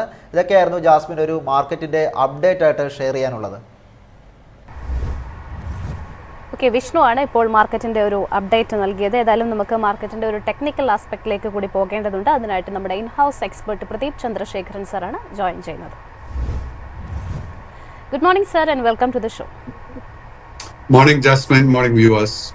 സർ, ഏതായാലും നമ്മൾ മാർക്കറ്റിലേക്ക് നോക്കുന്ന സമയത്ത് നിഫ്റ്റി 50 വളരെ ഫ്ലാറ്റ് ആയിട്ടുള്ള ഒരു പെർഫോമൻസ് ആണ് കാഴ്ചവെക്കുന്നത്. കഴിഞ്ഞ ഒരു ദിവസത്തെ നമ്മൾ പെർഫോമൻസ് നോക്കിയാലും റേഞ്ച് ബൗണ്ട് ആയിട്ടുള്ള ഒരു മാർക്കറ്റ് തന്നെയായിരുന്നു കാണാൻ സാധിച്ചത്. നിഫ്റ്റിയിൽ നിന്നും വ്യത്യസ്തമായിട്ട് കുറച്ചധികം ഇടിവ് നമുക്ക് ബാങ്ക് നിഫ്റ്റിയിൽ കാണുന്നുണ്ട്. ഈ ഒരു മിനിറ്റിൽ തുടക്കത്തിൽ തന്നെ 200-ലധികം പോയിന്റുകളുടെ 240-ലധികം പോയിന്റുകളുടെ ഇടിവാണ് നിഫ്റ്റി ബാങ്ക് ഇൻഡെക്സ് കാഴ്ചവെക്കുന്നത്. ഈ ഒരു ഹൈ നിലവാരം ടച്ച് ചെയ്ത ശേഷം അല്ലെങ്കിൽ നിഫ്റ്റി ബാങ്ക് ഇൻഡെക്സ് ഒക്കെ തന്നെ ഒരു ഓൾ ടൈം ഹൈ ടച്ച് ചെയ്ത ശേഷം ഒരു ഹെൽത്തി ആയിട്ടുള്ള മോഡിലേക്കുള്ള ഒരു കറക്ഷൻ ആയിട്ടാണോ സാർ ഇതിനെ കാണുന്നത്? ജാസ്മിൻ, തീർച്ചയായിട്ടും ദ ആൻസർ ഇസ് യെസ്. നമുക്ക് നിഫ്റ്റി ബാങ്ക് ഇൻഡെക്സിൽ മിഞ്ഞാന്നത്തെ ട്രേഡിൽ ഒരു പുതിയ ഓൾ ടൈം ഹൈ ആയിരുന്നു കാണാൻ സാധിച്ചത്. അതിനുശേഷം നമുക്ക് ഒത്തിരി നേട്ടം കിട്ടിയ പല മേജർ സ്റ്റോക്സിലും ആയിരുന്നു നമുക്ക് പ്രോഫിറ്റ് ടേക്കിംഗ് കാണാൻ സാധിക്കുന്നത്. ഈ പ്രോഫിറ്റ് ടേക്കിംഗ് നടക്കുന്ന സമയത്ത് 56,800 ആയിരിക്കും നമ്മൾ ആദ്യം ശ്രദ്ധിച്ചിരിക്കേണ്ട major support area. Again sir, നമ്മൾ നിഫ്റ്റിയുടെ ലെവൽസ് കൂടി ഒന്ന് നോക്കുകയാണ്. ഇന്ന് 25,500 എന്നുള്ള ഒരു ലെവൽ മെയിൻറ്റെയിൻ ചെയ്യാനായിട്ട് ലാസ്റ്റ് ഡേയും ഇന്നും നിഫ്റ്റിക്ക് സാധിച്ചിട്ടുണ്ട്. നിഫ്റ്റി 50യിൽ നമ്മൾ ഇനി വാച്ച് ചെയ്തിരിക്കേണ്ട ലെവൽസ് ഏതൊക്കെയാണ്? നിഫ്റ്റി 50യുടെ കേസിലെ മേജർ റെസിസ്റ്റൻസ് 55,700 പോയിന്റിലാണ് കാണുന്നത്. ആ ഒരു റെസിസ്റ്റൻസ് ഇന്ന് ബ്രേക്ക് ചെയ്താൽ മാത്രമേ നമുക്ക് ലോ റിസ്കിൽ ഒരു പുതിയ ബൈങ് അവസരം ലഭിക്കത്തുള്ളൂ. At the same time correction തുടരുകയാണെങ്കിൽ നമ്മൾ ശ്രദ്ധിച്ചിരിക്കേണ്ട മേജർ സപ്പോർട്ട് ആദ്യത്തെ 25,300, അതിനുശേഷം 25,200. സർ, തുടക്കം മുതൽ തന്നെ ഇന്നിപ്പോൾ നിഫ്റ്റി 50ക്ക് ഏറ്റവും അധികം കോൺട്രിബ്യൂഷൻ നൽകുന്നത് IT സെക്ടർ തന്നെയാണ്. ടോപ്പ് ഗെയിനർ ലിസ്റ്റ് പരിശോധിച്ചാലും ഇൻഫോസിസ്, ടെക് മഹീന്ദ്ര, വിപ്രോ, TCS തുടങ്ങിയ ആദ്യത്തെ 4 പൊസിഷനിലുമുള്ളത് IT സ്റ്റോക്സ് തന്നെയാണ്. നിലവിലത്തെ നിഫ്റ്റി IT ഇൻഡെക്സിന്റെ ട്രെൻഡ് എങ്ങനെയാണുള്ളത്? IT ഇൻഡെക്സിന്റെ കേസിൽ ഷോർട്ട് ടേം ട്രെൻഡ് സൈഡ്വേസും ലോങ് ടേം ട്രെൻഡ് ബുള്ളിഷുമായിട്ടാണ് കാണാൻ സാധിക്കുന്നത്. നിഫ്റ്റി IT ഇൻഡെക്സിന്റെ കേസിൽ നമുക്ക് ഒരു ബ്രേക്ക് ഔട്ട് കിട്ടണമെങ്കിൽ 39,375 മുകളിൽ നിഫ്റ്റി IT ഇൻഡെക്സ് ഇന്ന് ക്ലോസ് ചെയ്യണം. അറ്റ് ദിസ് മൊമെന്റ് ആ ഒരു ബ്രേക്ക് ഔട്ട് കിട്ടാനുള്ള പോസിബിലിറ്റി കുറവായിട്ടാണ് കാണുന്നത്. But let us wait and see. Okay sir, നമ്മൾ ഇന്ന് മറ്റൊരു സ്റ്റോക്ക് ഉള്ളത് ശ്രീറാം ഫിനാൻസ് ആണ്. കഴിഞ്ഞ കുറേ കോൺസെക്യൂട്ടീവ് സെഷനുകളിലായിട്ട് തുടർച്ചയായിട്ടുള്ള ഒരു മുന്നേറ്റമാണ് നമ്മൾ ശ്രീറാം ഫിനാൻസിൽ കണ്ടത്. അതിനുശേഷം ഇന്നൊരു പ്രോഫിറ്റ് ടേക്കിംഗിലേക്ക് ശ്രീറാം ഫിനാൻസ് കടന്നിരിക്കുകയാണ്. ശ്രീറാം ഫിനാൻസിന്റെ കേസിലുള്ള സാറിന്റെ ഒരു വ്യൂ എങ്ങനെയാണ്? ശ്രീറാം ഫിനാൻസിന്റെ കേസിൽ ഏപ്രിൽ 21 അതിനുശേഷം ജൂൺ 9 ഏകദേശം ഒരേ ലെവൽ അറൌണ്ട് 720 രൂപയ്ക്ക് അടുത്ത് നമുക്ക് വളരെ മേജർ റെസിസ്റ്റൻസ് ഫോം ചെയ്തിട്ടുണ്ട്. മിഞ്ഞാന്നത്തെ ട്രേഡിൽ ഏകദേശം അതേ ലെവലിൽ എത്തിയതിനു ശേഷമായിരുന്നു ഈ പ്രോഫിറ്റ് ടേക്കിംഗ് ആരംഭിച്ചത്. സോ കൈവശം ലോങ് പൊസിഷൻസ് ഉണ്ടെങ്കിൽ നമ്മളും പ്രോഫിറ്റ് ടേക്കിങ്ങിന് വേണ്ടി പ്രിപ്പയർഡ് ആയിരിക്കണം. പ്രോഫിറ്റ് ടേക്കിംഗ് നടക്കുന്ന സമയത്ത് ആദ്യം 680 അതിനുശേഷം 670 സപ്പോർട്ട് ലെവൽസ് ശ്രദ്ധിച്ചിരിക്കുക. ആ ഒരു സപ്പോർട്ട് മെയിൻറ്റെയിൻ ചെയ്യാൻ സാധിച്ചു കഴിഞ്ഞാൽ നമുക്ക് ഒരു ലോ റിസ്ക് ബൈങ് അവസരം വീണ്ടും ലഭിക്കും. അറ്റ് ദ സെയിം ടൈം ഈ ഒരു സൈഡ് വേസ് പാറ്റേണിൽ നിന്നും നമുക്കൊരു ബ്രേക്ക് ഔട്ട് ലഭിക്കണമെങ്കിൽ 720 രൂപയുടെ റെസിസ്റ്റൻസ് ബ്രേക്ക് ചെയ്യാൻ വേണ്ടി വെയിറ്റ് ചെയ്യുക. അഗെയിൻ സർ, ഓട്ടോ സെയിൽസ് ഡേറ്റകൾ അത്ര ഭേദപ്പെട്ടതായിരുന്നില്ല. എസ്പെഷ്യലി മഹീന്ദ്ര ആൻഡ് മഹീന്ദ്ര ഒഴിച്ചു നിർത്തിക്കഴിഞ്ഞാൽ സ്ട്രീറ്റ് എസ്റ്റിമേറ്റ് ചെയ്തതിന് അപ്പുറത്തേക്കുള്ള ഒരു പെർഫോമൻസ് ആണ് മഹീന്ദ്ര കാഴ്ചവെച്ചിട്ടുണ്ടായിരുന്നത്. ഇന്നലെ ഒരു പോസിറ്റീവ് നോട്ടിലായിരുന്നു മഹീന്ദ്ര ഉണ്ടായിരുന്നത്. ഇന്നിപ്പോൾ ഒരു ഫ്ലാറ്റ് നോട്ടിലേക്ക് മാറിയിട്ടുമുണ്ട്. മഹീന്ദ്രയെ സംബന്ധിച്ചിടത്തോളമുള്ള സാറിന്റെ ഒരു ടേക്ക് എങ്ങനെയാണ്? മഹീന്ദ്രയുടെ കേസിൽ ലോങ് ടേം ട്രെൻഡ് സൈഡ് വേസും ഷോർട്ട് ടേം ട്രെൻഡ് ബുള്ളിഷുമായിട്ടാണ് കാണാൻ സാധിക്കുന്നത്. ഹൗവർ ഇന്നത്തെ ട്രേഡ് നോക്കുമ്പോഴേക്കും നമുക്ക് ലോ റിസ്കിൽ പുതിയ ഒരു ബൈയിങ് അവസരം മഹീന്ദ്രയുടെ കേസിൽ അറ്റ് ദ മൊമെന്റ് കാണാൻ സാധിക്കുന്നില്ല. കൈവശം ഓൾറെഡി ലോങ് പൊസിഷൻസ് ഉണ്ടെങ്കിൽ നമുക്കത് മെയിൻറ്റെയിൻ ചെയ്തുകൊണ്ടിരിക്കാം. ഓട്ടോ മേഖലയിൽ എനിക്ക് കാണാൻ സാധിക്കുന്നത് വളരെ ബുള്ളിഷ് ആയിട്ട് ട്രെൻഡ് പോയിക്കൊണ്ടിരിക്കുന്ന ആദ്യത്തെ ഫോഴ്സ് മോട്ടോഴ്സും, രണ്ടാമത്തത് it is in the case of recent listed Hyundai. മഹീന്ദ്രയുടെ കേസിൽ നമ്മൾ ശ്രദ്ധിച്ചിരിക്കേണ്ട രണ്ട് മേജർ റെസിസ്റ്റൻസ്, ആദ്യത്തെ 3240 അതിനുശേഷം 3290. 3290 റെസിസ്റ്റൻസ് ബ്രേക്ക് ചെയ്യപ്പെട്ടാൽ മാത്രമേ ശക്തമായിട്ട് വീണ്ടും ഒരു അപ്വേർഡ് മൂവ്മെന്റ് നമുക്ക് കാണാൻ സാധിക്കത്തുള്ളൂ. പ്രദീപ് സർ, ഫൈനലി ഏതെങ്കിലും സ്റ്റോക്കോ സെക്ടേഴ്സോ നമ്മുടെ പ്രേക്ഷകർക്കായിട്ട് ഇന്ന് നമ്മൾ ഇൻട്രൊഡ്യൂസ് ചെയ്യുന്നുണ്ടോ? ജാസ്മിൻ, എന്റെ അഭിപ്രായത്തിൽ നമുക്ക് undertone continues to be extremely bullish. അതുകൊണ്ട് തന്നെ പ്രോഫിറ്റ് ടേക്കിംഗ് നടക്കുന്ന ഏത് ഫൈനാൻഷ്യലി സ്ട്രോങ് കമ്പനിയിലും നമുക്കൊരു പൊസിഷൻ എടുക്കാൻ ഈ ഒരു അവസരം നമ്മൾ ഉപയോഗിക്കണം. ഷോർട്ട് പൊസിഷൻസ് മാർക്കറ്റിൽ പൂർണ്ണമായിട്ടും അവോയ്ഡ് ചെയ്യുക. റെയിൽവേ സ്റ്റോക്സിന്റെ കേസിൽ കഴിഞ്ഞ 2-3 ആഴ്ചകളായിട്ട് പ്രോഫിറ്റ് ടേക്കിംഗ് കൺസോൾട്ടേഷൻ നടന്നു വന്നുകൊണ്ടിരിക്കുന്നു. സോ തീർച്ചയായിട്ടും ആ ഒരു സെക്ടറിൽ, particularly in the case of Texmaco rail and Titagarh, ഈ രണ്ട് സ്റ്റോക്സിലും നല്ലൊരു ബുള്ളിഷ് അസറ്റ് ഫോം ചെയ്തിട്ടുണ്ട്. പബ്ലിക് സെക്ടർ സ്റ്റോക്സ് നോക്കുമ്പോഴേക്കും അതിൽ IRFC, Ircon, IRCTC, RailTel, RVNL ഈ 5 സ്റ്റോക്സിലും ബുള്ളിഷ് അസറ്റ് പെർഫോം ചെയ്തു വരുന്നുണ്ട്. Thank you so much Pradeep sir. Thank you Jasmine. Suraj sir, ഏതായാലും നമ്മുടെ കമൻറ്റ് ബോക്സിൽ കുറേ വിഷസും ക്വയറീസും ഒക്കെ തന്നെ വരുന്നുണ്ട്. അതിൽ ജെസ്സി, ജിതിൻ, ഒപ്പം Saleem, Benzy good morning, yes very good morning, Muneeb തുടങ്ങിയവരൊക്കെ തന്നെ കമൻറ്റ് ചെയ്യുന്നുണ്ട്. ഏതായാലും കഴിഞ്ഞ ദിവസത്തെ നമ്മുടെ ഒരു മാർക്കറ്റ് ഓപ്പണിംഗ് ആഴ്സിൻ്റെ ഒരു ക്വയറി വന്നിട്ടുണ്ടായിരുന്നത് അരുണായിരുന്നു. മിസ്റ്റർ അരുൺ ചോദിച്ചിട്ടുണ്ടായിരുന്നത് നമ്മുടെ GDP-യിലേക്ക് US എക്സ്പോർട്ടും അതോടൊപ്പം തന്നെ ഇന്ത്യൻ ഫാം സെക്ടറും കോൺട്രിബ്യൂഷൻ ചെയ്യുന്നത് അതൊരു പെർസെൻറ്റേജ് ബേസിൽ ഒന്ന് കമ്പയർ ചെയ്ത് പറയാമോ എന്നാണ് ചോദിച്ചിട്ടുണ്ടായിരുന്നത്. എന്തൊക്കെയാണ് വേണ്ടത് ശരിക്കും? US എക്കണോമിയുടെ കോൺട്രിബ്യൂഷൻ അല്ലേ? US എക്സ്പോർട്ടും ഇന്ത്യൻ ഫാം സെക്ടറും നമ്മുടെ GDP-യിലേക്ക് കോൺട്രിബ്യൂട്ട് ചെയ്യുന്നത് എങ്ങനെയാണ്, എത്രമാത്രമാണെന്നുള്ളത്. ഓക്കെ, നമ്മുടെ ഇന്ത്യൻ എക്കണോമിയുടെ സൈസ് GDP ടേംസിൽ പറയുകയാണെങ്കിൽ $3.7 ട്രില്യൺ ആണ്. 3.7 ട്രില്യൺ ആണ് നമ്മുടെ എക്കണോമിക് GDP സൈസ് എന്ന് പറയുന്നത്. അതിൽ US-ന്റെ എക്സ്പോർട്സ് $55 ബില്യൺ ആണ്. ഈ $55 ബില്യൺ നമ്മൾ നോക്കുകയാണെങ്കിൽ ഓയിൽ ആൻഡ് ഗ്യാസ് ഉണ്ട്, പിന്നെ മെഷീൻസ് ഉണ്ട്, പിന്നെ ഡിഫൻസ് എക്യുപ്മെന്റ്സ് ഉണ്ട്, പിന്നെ അങ്ങനത്തെ കുറച്ച് കാര്യങ്ങളാണ് ശരിക്കും പറഞ്ഞാൽ അവിടെ വരുന്നത് എന്നുള്ളത്. അപ്പോൾ $55 ബില്യൺ ആണ് അമേരിക്കൻ എക്സ്പോർട്സ് ഇന്ത്യയിലേക്കുള്ളത്. ഇന്ത്യയുടെ GDP സൈസ് കൊണ്ട് 3.7 trillion to near to 4 trillion ആണ് വരുന്നത് എന്നുള്ളതാണ്. പിന്നെ ചോദിച്ചത് നമ്മുടെ അഗ്രികൾച്ചറിന്റെ അല്ലേ? അഗ്രികൾച്ചറിന്റെ ഷെയർ എത്രയെന്ന് പറഞ്ഞാൽ 1/5 ഓഫ് ദ GDP ആണ്. അതായത് 17 to 18%, ജസ്റ്റ് 20% താഴെയാണ് ഈ അഗ്രികൾച്ചറിന്റെ കോൺട്രിബ്യൂഷൻ എന്നുള്ളത്. അപ്പൊ അദ്ദേഹം ചോദിച്ചത് അതാന്ന് തോന്നുന്നു അല്ലേ? അഗ്രികൾച്ചറിന്റെ കോൺട്രിബ്യൂഷൻ എത്രയാണ് ഇന്ത്യയുടെ GDP എന്ന് ചോദിച്ചു കഴിഞ്ഞാൽ 1/5 ആണ്. ഏതായാലും 20% താഴെ 17 തൊട്ട് 18%. ഇന്ത്യയുടെ GDP സൈസ് എന്ന് പറയുന്നത് 3.7 ട്രില്യൺ ടു 4 ട്രില്യണിന്റെ ഇടയ്ക്ക് ഓരോ ദിവസം വെച്ച് നമ്മൾ ഈ മാറിക്കൊണ്ടിരിക്കുമല്ലോ. 3.7 ട്രില്യൺ എന്ന് തന്നെ കൂട്ടാം. 3.7 ട്രില്യൺ USD ആണ്. അതിൽ ശരിക്കും പറഞ്ഞാൽ US എക്സ്പോർട്സ് കോൺട്രിബ്യൂഷൻ എന്ന് പറയുന്നത് $55 ബില്യൺ ആണ്. സർ, ഏതായാലും നമ്മൾ കുറച്ച് മുന്നേ ഒരു സ്റ്റോക്കിന്റെ കാര്യം പറഞ്ഞു നിർത്തിയതാണ്. അപ്പോൾ സ്പോട്ട്ലൈറ്റ് സ്റ്റോക്കിലേക്ക് തന്നെയല്ലേ നമ്മൾ ആദ്യം കിടക്കുന്നത്? നമ്മൾ ആക്ച്വലി അത് ഡ്രീം ഫോക്സിനെ കുറിച്ചാണ് എനിക്ക് പറയാനുള്ളത്. പക്ഷേ അതിന് മുമ്പ് ചെറിയൊരു ഇൻട്രസ്റ്റിംഗ് ആയിട്ടുള്ള ഒരു ഇൻസൈറ്റ് എനിക്ക് പ്രേക്ഷകർക്ക് കൊടുക്കണം എന്നുള്ള ചില ക്വസ്റ്റ്യൻസ് അതിനെ ചുറ്റിപ്പറ്റിയുണ്ട്, നേരിട്ട് ചോദിച്ചില്ലെങ്കിലും. അതായത് നമ്മൾ ഈ ഇൻഫ്ലേഷൻ പറയുമ്പോൾ നമ്മൾ എപ്പോഴും കോർ ഇൻഫ്ലേഷൻ എന്ന് പറയും. CORE, core inflation. ഈ കോർ ഇൻഫ്ലേഷൻ എന്ന് പറഞ്ഞാൽ ഈ സാധാരണ ജനറൽ എക്കണോമിയിലെ പ്രൈസ് റൈസ് ഉണ്ടാവുമല്ലോ സാധനങ്ങൾക്ക്, അത് പ്ലസ് അത് കാണിക്കുന്നതിന്റെ കൂടെ തന്നെ നമ്മൾ ഫുഡിനെ ഫ്യൂവലിനെ അതിൽ നിന്ന് എടുത്ത് മാറ്റും. കാര്യം ഫുഡും ഫ്യൂവലും എന്ന് വെച്ചാൽ ഫുഡിനെ എഫക്ട് ചെയ്യുന്നത് വെതർ കണ്ടീഷൻസ് ആണ്. അപ്പോൾ അതുകൊണ്ട് അത് ടെമ്പററി ആണ്. നല്ലൊരു റെയിൻഫോളോ അല്ലെങ്കിൽ നല്ല റെയിൻഫോൾ ഇല്ലാത്ത സമയത്തോ ഫുഡിന് ഭയങ്കരമായിട്ട് ചേഞ്ച് വരും. എന്നാൽ ഫ്യൂവലിന്റെ കാര്യത്തിലോ എന്തെങ്കിലും ജിയോ പൊളിറ്റിക്കൽ ഇഷ്യൂസ് വരികയാണെങ്കിൽ ഫ്യൂവൽ പ്രൈസും അങ്ങോട്ടും ഇങ്ങോട്ടും മാറും. അപ്പോൾ കോർ ഇൻഫ്ലേഷന്റെ കാൽക്കുലേഷനിൽ ബാക്കി എല്ലാ സാധനങ്ങളുടെ വിലക്കയറ്റം നോക്കുമ്പോഴും നമ്മൾ ഈ പറയുന്ന പോലെ ക്രൂഡ് ഓയിലും അല്ലെങ്കിൽ ഫ്യൂവലും ഈ പറയുന്ന പോലെ ഫുഡും അതിനകത്തുനിന്ന് മാറ്റിവെക്കും. ഇതാണ് ശരിക്കും പറഞ്ഞാൽ കോർ ഇൻഫ്ലേഷന്റെ ഡെഫിനിഷൻ എന്ന് പറയും. പക്ഷേ ഇന്ത്യയിൽ അങ്ങനെയല്ല. ഇന്ത്യയുടെ പ്രത്യേകത എന്ന് വെച്ചാൽ ഈ കോർ ഇൻഫ്ലേഷൻ ഡേറ്റയിൽ ഗോൾഡും സിൽവറും കൂടെ ഉൾപ്പെടുത്തുന്നു. ലോകത്തിൽ ഗ്ലോബലി മറ്റുള്ള മെയിൻ രാജ്യങ്ങളിലൊന്നും അങ്ങനത്തെ ഒരു കീഴ്വഴക്കമേ ഇല്ല. ഇന്ത്യയിൽ ഗോൾഡും സിൽവറും കൂടെ ആഡ് ചെയ്തിട്ടാണ് അത് മുന്നോട്ട് പോകുന്നത് എന്നുള്ളതാണ് അതിനകത്തുള്ള രസമായിട്ടുള്ള കാര്യം. ഇപ്പം നമ്മൾ നോക്കുകയാണെങ്കിൽ May 2025 അല്ലെ, May 2025 ഇന്ത്യയുടെ ഇൻഫ്ലേഷൻ എത്രയാണെന്നറിയോ? കോർ ഇൻഫ്ലേഷൻ 4.2% ആണ്. ഈ 4.2% നിൽക്കുമ്പോൾ തന്നെ നമുക്കറിയാം ഈ 2025 ഏതാണ്ട് 25%. ഇപ്പൊ കുറച്ച് നാളായിട്ട് ഗോൾഡ് 25% കയറി നിൽക്കുകയാണ്. ഇഷ്യൂസ് എന്തൊക്കെയാണെന്ന് അറിയാലോ? ടാരിഫ് ഉണ്ട്, ഒരുപാട് വാർസ് നടക്കുന്നുണ്ട്, US റിസഷൻ നടക്കുമോ എന്നുള്ളൊരു ഫിയർ ഉണ്ട്, ട്രേഡ് വാർസ് നടക്കുന്നുണ്ട്, സെൻട്രൽ ബാങ്ക് ബൈയിങ് ഉണ്ട്, അതായത് സെൻട്രൽ ബാങ്ക് ഒരുപാട് ഗോൾഡ് മേടിച്ചു വെച്ചിട്ടുണ്ട്. അപ്പൊ ഇങ്ങനത്തെ പല കാരണങ്ങളാൽ ഗോൾഡ് അടുത്ത കാലത്തായിട്ട് 25% കയറിയിട്ടുണ്ട് എന്നുള്ളത്. അതായത് ഈ 4.2% എന്ന് പറയുന്ന ഇൻഫ്ലേഷൻ ഫിഗർ കാണിച്ചല്ലോ, അതായത് 4.2% ആണ് വിലക്കയറ്റം. ആ വിലക്കയറ്റത്തിന്റെ 17% കോൺട്രിബ്യൂട്ട് ചെയ്തത് ഗോൾഡിന്റെ പ്രൈസസ് ആണ്. അതായത് ഈ ഗോൾഡിനെ ഈ കോർ ഇൻഫ്ലേഷനിൽ നിന്ന് എടുത്ത് മാറ്റുകയാണെങ്കിൽ 4.2% എന്ന് പറയുന്നത് 3.4% കുറയും എന്നുള്ളത്.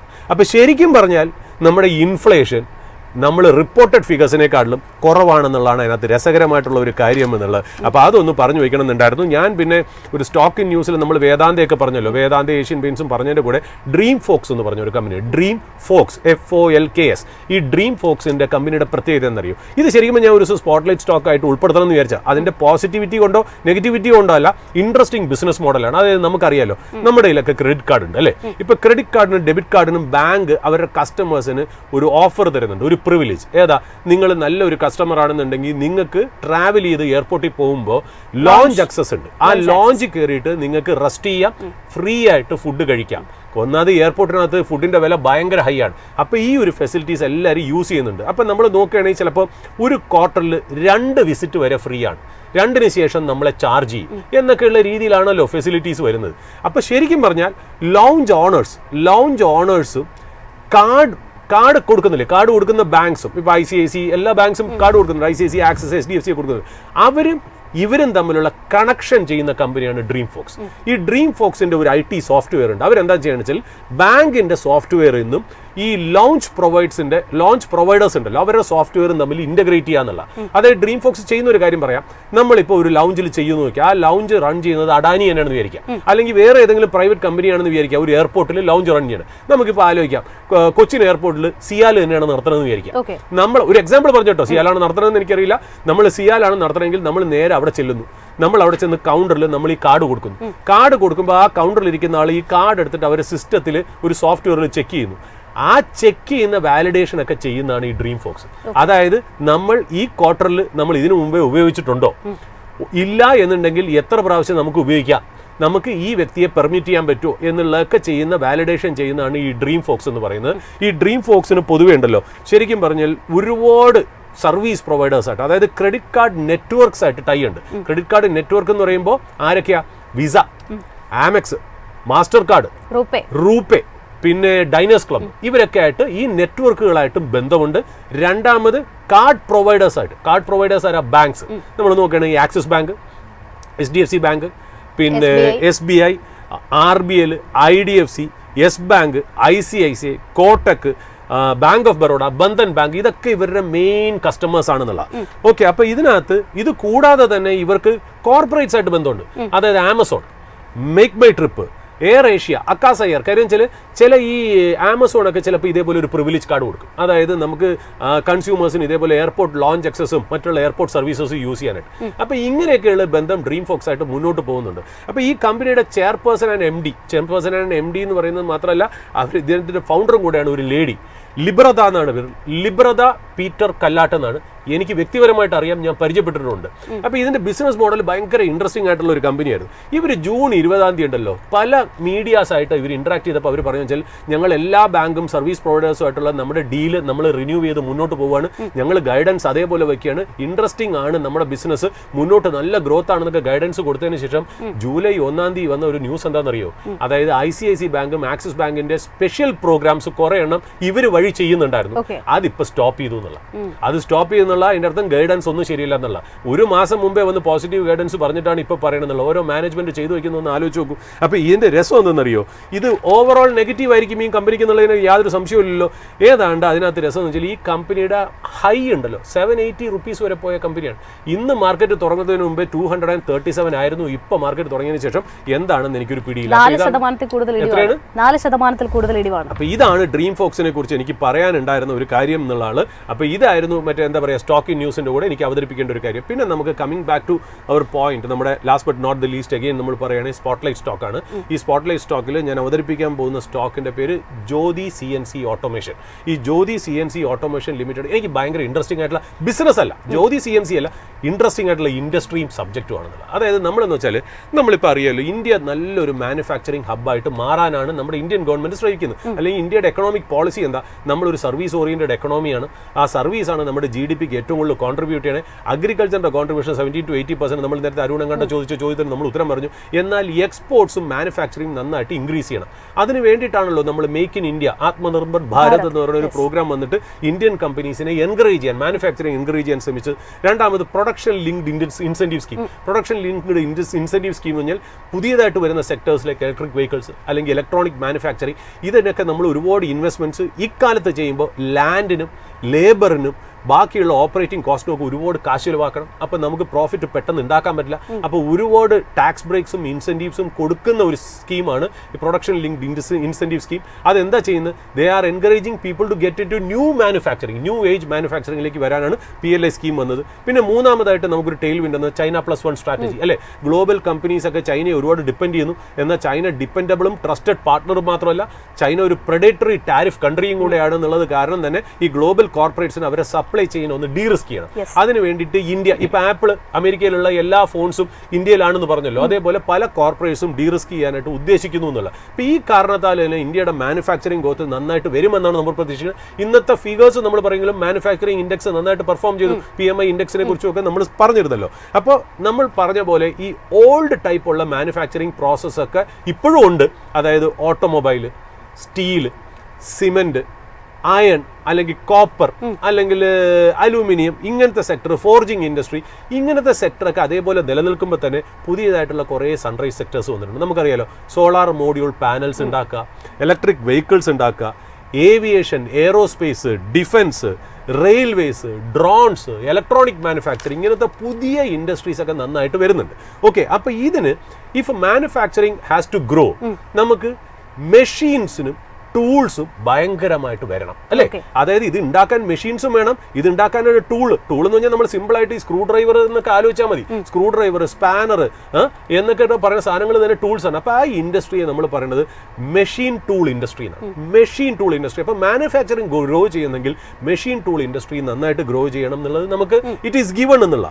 അപ്പോൾ ഈ CNC മെഷീൻ, അതായത് CNC മെഷീൻ എന്ന് പറയുന്നത് എന്താ വെച്ചാൽ കമ്പ്യൂട്ടർ ന്യൂമറിക്കൽ കൺട്രോൾ മെഷീൻ.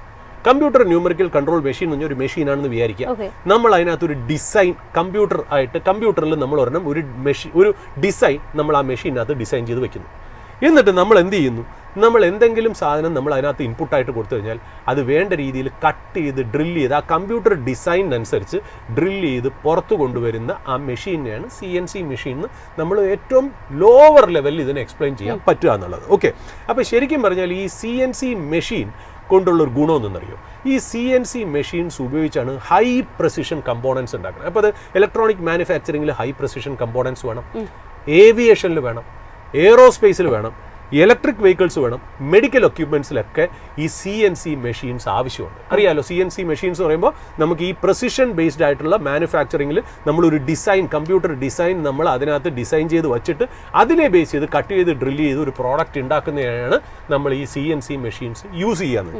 ഈ CNC മെഷീൻസ് ഉണ്ടാക്കുന്ന കമ്പനിയാണ് ജ്യോതി CNC മെഷീൻസ് എന്ന് പറയുന്നത്. ഓക്കെ, അപ്പോൾ ഇവരുടെ കയ്യിൽ നിന്ന് CNC മെഷീൻസ് മേടിക്കുന്നത് എയറോസ്പേസ് ഇൻഡസ്ട്രിക്കും ഇലക്ട്രിക് വെഹിക്കിൾസിനും ഡിഫൻസിനും എന്താ പറയുക, ഡ്രോൺ ഉണ്ടാക്കുന്ന കമ്പനി, മെഡിക്കൽ എക്യുപ്മെന്റ്സ് ഉണ്ടാക്കുന്ന കമ്പനീസ് ഉണ്ടല്ലോ, ആ എക്യുപ്മെന്റ്സ് ഉണ്ടാക്കുന്ന കമ്പനിക്കാണ് ഇവരുടെ CNC മെഷീൻസ് ആവശ്യമുണ്ടാകുന്നത്. അതായത് ഒരു ഫാക്ടറിക്ക് സപ്ലൈ ചെയ്യണവരാണ് ശരിക്കും പറഞ്ഞാൽ ജ്യോതി CNC മെഷീൻ എന്ന് പറഞ്ഞാൽ. ഇവർക്ക് വെർട്ടിക്കലി ഇൻറ്റഗ്രേറ്റഡ് മാനുഫാക്ചറിങ് പ്രോസസ്സാണ് ഇവർക്കുള്ളത്. ഇവർ ലോവർ എൻഡും ഹൈ എൻഡും മിഡ് റേഞ്ചുമായിട്ടുള്ള CNC മെഷീൻസ്, അതായത് കോംപ്ലിക്കേറ്റഡ് മുതൽ വളരെ സിമ്പിൾ ആയിട്ടുള്ള സാധനം വരെ ഇവർ ചെയ്തു കൊടുക്കുന്നുള്ളതാണ് അതിനകത്ത് ഇമ്പോർട്ടൻറ്റ്. ഇവരുടെ ഒരു ഫെസിലിറ്റി രാജ്കോട്ടിലാണ് ഇന്ത്യയിൽ. അവിടെ അവർ ഏതാണ്ട് അവിടെ എനിക്ക് തോന്നുന്നു 6000 മെഷീൻസ് പെർ ആനം അവരുണ്ടാക്കുന്നു. 6000 മെഷീൻസ്. ഇത് കൂടാതെ അവർക്കൊരു ഇന്റർനാഷണൽ ഫെസിലിറ്റി ഉണ്ട്.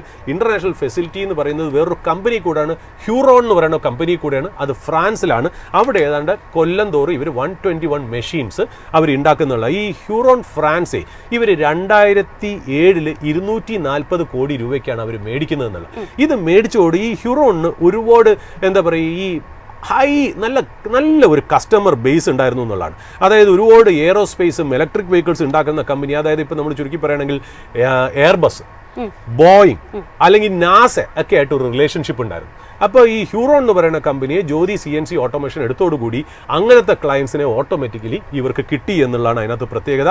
ഇപ്പോൾ ജ്യോതി CNCയുടെ ഓവറോൾ ആയിട്ട് നമ്മളൊരു ക്ലയൻറ്റ് ലിസ്റ്റ് നമ്മൾ നോക്കുകയാണെങ്കിൽ എയറോസ്പേസ് ഇൻഡസ്ട്രിയിൽ തന്നെ അവർ നോക്കുകയാണെങ്കിൽ HAL ഉണ്ട്, ഹിന്ദുസ്ഥാൻ എയറോനോട്ടിക്സ് ഉണ്ട്, ടാറ്റ അഡ്വാൻസ് സിസ്റ്റംസ് ഉണ്ട്, എയർബസ് ഉണ്ട്, ജനറൽ ഇലക്ട്രിക് GE ഉണ്ട്, ടർക്കിഷ് എയറോസ്പേസ് ഉണ്ട്, റോൾസ് റോയ്സ് ഉണ്ട്, സഫ്രാൻ ഉണ്ട്, ബോയിങ് ഉണ്ട്, ഭാരത് ഫോർജ് ഉണ്ട്. ഇനി ആരാ വേണ്ടത്? അതാണ് അതിൻ്റെ ഇമ്പോർട്ടൻറ്റ്. ഓട്ടോ ഇൻഡസ്ട്രിയിൽ നമ്മൾ നോക്കുകയാണെങ്കിലോ ടാറ്റ മോട്ടോഴ്സ് ഉണ്ട്, മഹീന്ദ്ര ഉണ്ട്, BMW ഉണ്ട്, വോൾവോ ഉണ്ട്, ബെൻസ് ഉണ്ട്, ഓഡി ഉണ്ട്, വോക്സ് വാഗൺ ഉണ്ട്, ഫിയറ്റ് ഉണ്ട്, അശോക് ലേലാൻഡ് ഉണ്ട്. ഓക്കെ, ഇനി അതുകൂടാതെ ഒരു വൈഡ് വെറൈറ്റി ആയിട്ടുള്ള സെക്ടേഴ്സിൽ അവർ നോക്കുകയാണെങ്കിൽ Titan, Arcelor Mittal, Bosch, Havells, LG, L&T, JSW, Doms international, Godrej, Crompton, Kirloskar, Wipro, Welspun, എന്തിന് ഇന്ത്യൻ റെയിൽവേസും കൂടെ ഇവരുടെ ക്ലയൻറ്റ് ലിസ്റ്റിൽ ഉണ്ടെന്നുള്ളതാണ്. ഈ ഗ്ലോബലി ഈ മെഷീൻ ടൂൾ ഇൻഡസ്ട്രിയുടെ $79 ബില്യൺ ആണ്. $79 ബില്യൺ ഇന്ത്യ എന്ന് പറയുന്നത് അതിനകത്ത് വെറും 3.9% ഉള്ളൂ. ബാക്കി 96% മറ്റുള്ള ലോകരാജ്യങ്ങൾ. അതായത് ഇന്ത്യ മാനുഫാക്ചറിങ് ഹബ്ബായിട്ട് വരുന്നെങ്കിൽ നമ്മൾ എത്ര പുറകിലാണ് കിടക്കുന്നതെന്ന് അനുസരിച്ചു. അതായത് വെറും 4% താഴെ, 3.9%. അതായത് ടോപ്പ് 10 കൺട്രീസ് ഏതെന്നറിയോ ഈ ഇൻഡസ്ട്രിയിലെ ടോപ്പ്? ആലോചിക്കേണ്ട കാര്യമില്ലല്ലോ. ചൈന എത്ര പെർസെൻറ്റേജാണ്? ടോട്ടൽ ഈ 79 ബില്യൻ്റെ 32% ചൈനയാണെന്നുള്ളത്. രണ്ടാമത്തെ ആരാ? USA 16.2%, Germany 7.5%, Italy 6.5%, Japan 5%. India എവിടെ കിടക്കുന്നു? ഞാൻ ടോപ്പ് 5 ആണ് ഈ പറഞ്ഞത്. ഇന്ത്യ 3.9% ആണ് എന്നുള്ളതാണ്. അപ്പോൾ ഇതിൻ്റെ ഈ CNC മെഷീൻ ഉണ്ടാക്കുന്ന ആൾക്കാരെ നമുക്ക് നോക്കാം. നമ്മളിപ്പോൾ പറഞ്ഞത് ടൂളിംഗ് ഇൻഡസ്ട്രിയുടെ സൈസാണ്. നമ്മളിനി മെഷീൻ ഉണ്ടാക്കുന്നവരെ നോക്കുകയാണെങ്കിൽ അവിടെ ആരാണ് first? It's given. China again 32% of global production of CNC machines. Germany comes second with 13%, 13%. Japan 11%, USA 9%, Italy എന്ന് പറയുന്നത് 7.5%. ഇന്ത്യ എവിടെ കിടക്കുന്നതെന്നറിയോ? 9th പൊസിഷൻ വിത്ത് ജസ്റ്റ് 1.75% എന്ന്. അത് we have got long way to go. Government ഇതിന് incentives കൊടുത്ത് companies ഇതിനകത്ത് incentivise ചെയ്ത് മറ്റുള്ള കമ്പനികളെ ടേക്ക് ഓവർ ചെയ്ത് ഇത് വലുതാവുക എന്നുണ്ടെങ്കിൽ തീർച്ചയായിട്ടും വലിയൊരു ബിസിനസ് ഓപ്പർച്യൂണിറ്റി ഇൻഡസ്ട്രിക്കുണ്ട്. ജ്യോതി CNC മെഷീൻസിന്റെ ശരിക്കും പറഞ്ഞാൽ ബിസിനസ്സിൽ കൂടെ അല്ലെങ്കിൽ ആ ഒരു വെർട്ടിക്കലി കൂടി നമ്മൾ ഈ ഇൻഡസ്ട്രിയുടെ ഓപ്പർച്യൂണിറ്റി നമ്മൾ എക്സ്പ്ലെയിൻ ചെയ്തു എന്നുള്ളതാണ്. ഇതിൻ്റെ FY25 റവന്യൂ എന്ന് പറയുന്നത് 1818 കോടി, അതായത് 1818 crores. പ്രോഫിറ്റ് ആഫ്റ്റർ ടാക്സ് 316 കോടി. അവർക്ക് 370 കോടിയുടെ കടം അവരുടെ ബാലൻസ് ഷീറ്റിൽ ഉണ്ടെന്നുള്ളതാണ്. ഇവരുടെ ഓർഡർ ബുക്ക്, അതായത് March 31, 2025 നോക്കുകയാണെങ്കിൽ 4300 കോടിയുടെ ഓർഡർ ബുക്ക് ആ കമ്പനിയിൽ കിടക്കുന്നുണ്ടെന്നുള്ളതാണ്. അതിൻ്റെ 39% ഓർഡർ ബുക്കും എയറോസ്പേസ് ഇൻഡസ്ട്രി എന്നാണെന്നുള്ളത്. അതായത് എയറോസ്പേസും ഡിഫൻസിൽ നിന്നുമാണ് വന്നിരിക്കുന്നത് എന്നുള്ളത്. അത് ഭയങ്കരമായിട്ട് കോൺട്രിബ്യൂട്ട് ചെയ്യണം. ഓട്ടോ 17% കോൺട്രിബ്യൂട്ട് ചെയ്തത്. ജനറൽ എഞ്ചിനീയറിംഗ് ഏതാണ്ട് 19%, പിന്നെ ഇലക്ട്രോണിക് മാനുഫാക്ചറിങ് ഏതാണ്ട് 16%. ഇങ്ങനെയാണ് അവരുടെ ഓർഡർ ബുക്കിൻ്റെ ബ്രേക്കപ്പ് എന്ന് പറയുന്നത്. അതിൻ്റെ വില, സ്റ്റോക്കിൻ്റെ വില എന്ന് പറഞ്ഞാൽ CMP 1067, 1067 ആയിരുന്നു ഇന്നലത്തെ ക്ലോസിംഗ്. ഞാനിത് എഴുതി വെക്കാൻ നേരത്ത് മാർക്കറ്റ് ക്യാപ്പ് 24,268 കോടി എന്നുള്ളതാണ്. ഈ സ്റ്റോക്കിനെ നമ്മൾ പരിചയപ്പെടുത്തുന്നത് ഇങ്ങനത്തെ ഒരു ഇൻഡസ്ട്രി, അതായത് machine and tooling industry, machine tool industry എന്ന് പറയുന്ന ഒരു ഇൻഡസ്ട്രി അവതരിപ്പിക്കാനാണ്. നമ്മൾ എന്ത് കൗതുകമാണ് നോക്കുന്നത്, നമ്മൾ ജനറൽ മാനുഫാക്ചറിങ് മാത്രമേ നോക്കുന്നുള്ളൂ അല്ലേ? EV അല്ലെങ്കിൽ ഡിഫൻസ്, എയറോസ്പേസ് അല്ലെങ്കിൽ എയറോനോട്ടിക്സ്, എയറോപ്ലെയിൻ അല്ലെങ്കിൽ ഇലക്ട്രോണിക് മാനുഫാക്ചറിങ് നോക്കുമ്പോൾ അതിൻ്റെ പുറകിൽ വർക്ക് ചെയ്യുന്ന കമ്പനികൾ, അതായത് ഫീഡർ ഇൻഡസ്ട്രീസിനെ കുറിച്ചാണ് നമ്മൾ ഈ പറയുന്നത്. അപ്പോൾ മാനുഫാക്ചറിങ് നന്നാവണമെന്നുണ്ടെങ്കിൽ ഇതേപോലത്തെ ഇൻഡസ്ട്രി വലുതാവണം എന്നുള്ള എനിക്ക് പേഴ്സണലി ഇൻട്രസ്റ്റിംഗ് ആയിട്ടുള്ള ഒരു ഇൻഡസ്ട്രിയാണ്. സ്റ്റോക്ക് ആണെന്ന് ഞാൻ പറയുന്നില്ല. ഒരു ഡിസ്ക്ലെയിമർ കൂടെ, ഞാനും ജാസ്മിനും പേഴ്സണലി ഇത് ഹോൾഡ് ചെയ്യുന്നില്ല, നമ്മുടെ റിലേറ്റീവ്സോ ഫ്രണ്ട്സും ഹോൾഡ് ചെയ്യുന്നില്ല. നമുക്കിത് റെക്കമെൻഡ് ചെയ്യാൻ അധികാരമില്ല. നമ്മൾ ഈ പറഞ്ഞത് വെറും ഒരു അക്കാഡമിക് പർപ്പസിന് വേണ്ടി മാത്രമാണ്. ഇതൊരു സോളിസിറ്റേഷനോ അഡ്വൈസ് ആയിട്ടോ നിങ്ങൾ കരുതരുത്. നിങ്ങൾ ഒരു രജിസ്റ്റേർഡ് സെബി ഇൻവെസ്റ്റ്മെന്റ് അഡ്വൈസറിന്റെ ഒരു എന്താ പറയുക, ഒരു ശിക്ഷണത്തിൽ മാത്രം നിങ്ങൾ സ്റ്റോക്ക് അല്ലെങ്കിൽ അവരുടെ അഡ്വൈസിൽ മാത്രം നിങ്ങൾ സ്റ്റോക്ക് പിക്ക് ചെയ്യുക, നിങ്ങൾ ഇൻവെസ്റ്റ് ചെയ്യുക എന്നുള്ളത് മാത്രം പറഞ്ഞു വയ്ക്കുന്നു. Happy investing. Over to you Jasmine. ഏതായാലും സർ, നമ്മുടെ കമന്റ്സിൽ ഒരുപാട് ക്വയറീസ് ഒക്കെ വരുന്നുണ്ട്. ഏതായാലും ഇതിൻ്റെ ഒരു ഫുൾ എപ്പിസോഡ് യൂട്യൂബിൽ തന്നെ നിങ്ങൾക്ക് കാണാൻ പറ്റും. അതിൻ്റെ താഴെ നിങ്ങളുടെ ക്വയറീസ് ഒക്കെ നമ്മൾ പറയുകയാണെന്നുണ്ടെങ്കിൽ തൊട്ടടുത്ത ദിവസങ്ങളിൽ വരുന്ന സെഷനുകളിൽ നമ്മൾ അഡ്രസ്സ് ചെയ്യാൻ ശ്രമിക്കുന്നതാണ്. ഏതായാലും ഇന്നത്തെ ഓപ്പണിംഗ് അവറിൻ്റെ സെഷൻ ഇവിടെ വൈൻഡപ്പ് ചെയ്യുന്നു. കൂടുതൽ അപ്ഡേറ്റ്സും അനാലിസിസും ഒക്കെ ആയിട്ട് വരുന്ന മണിക്കൂറിൽ ഞങ്ങളുടെ റിസർച്ച് ടീം നിങ്ങളോടൊപ്പം ജോയിൻ ചെയ്യും. Stay tune.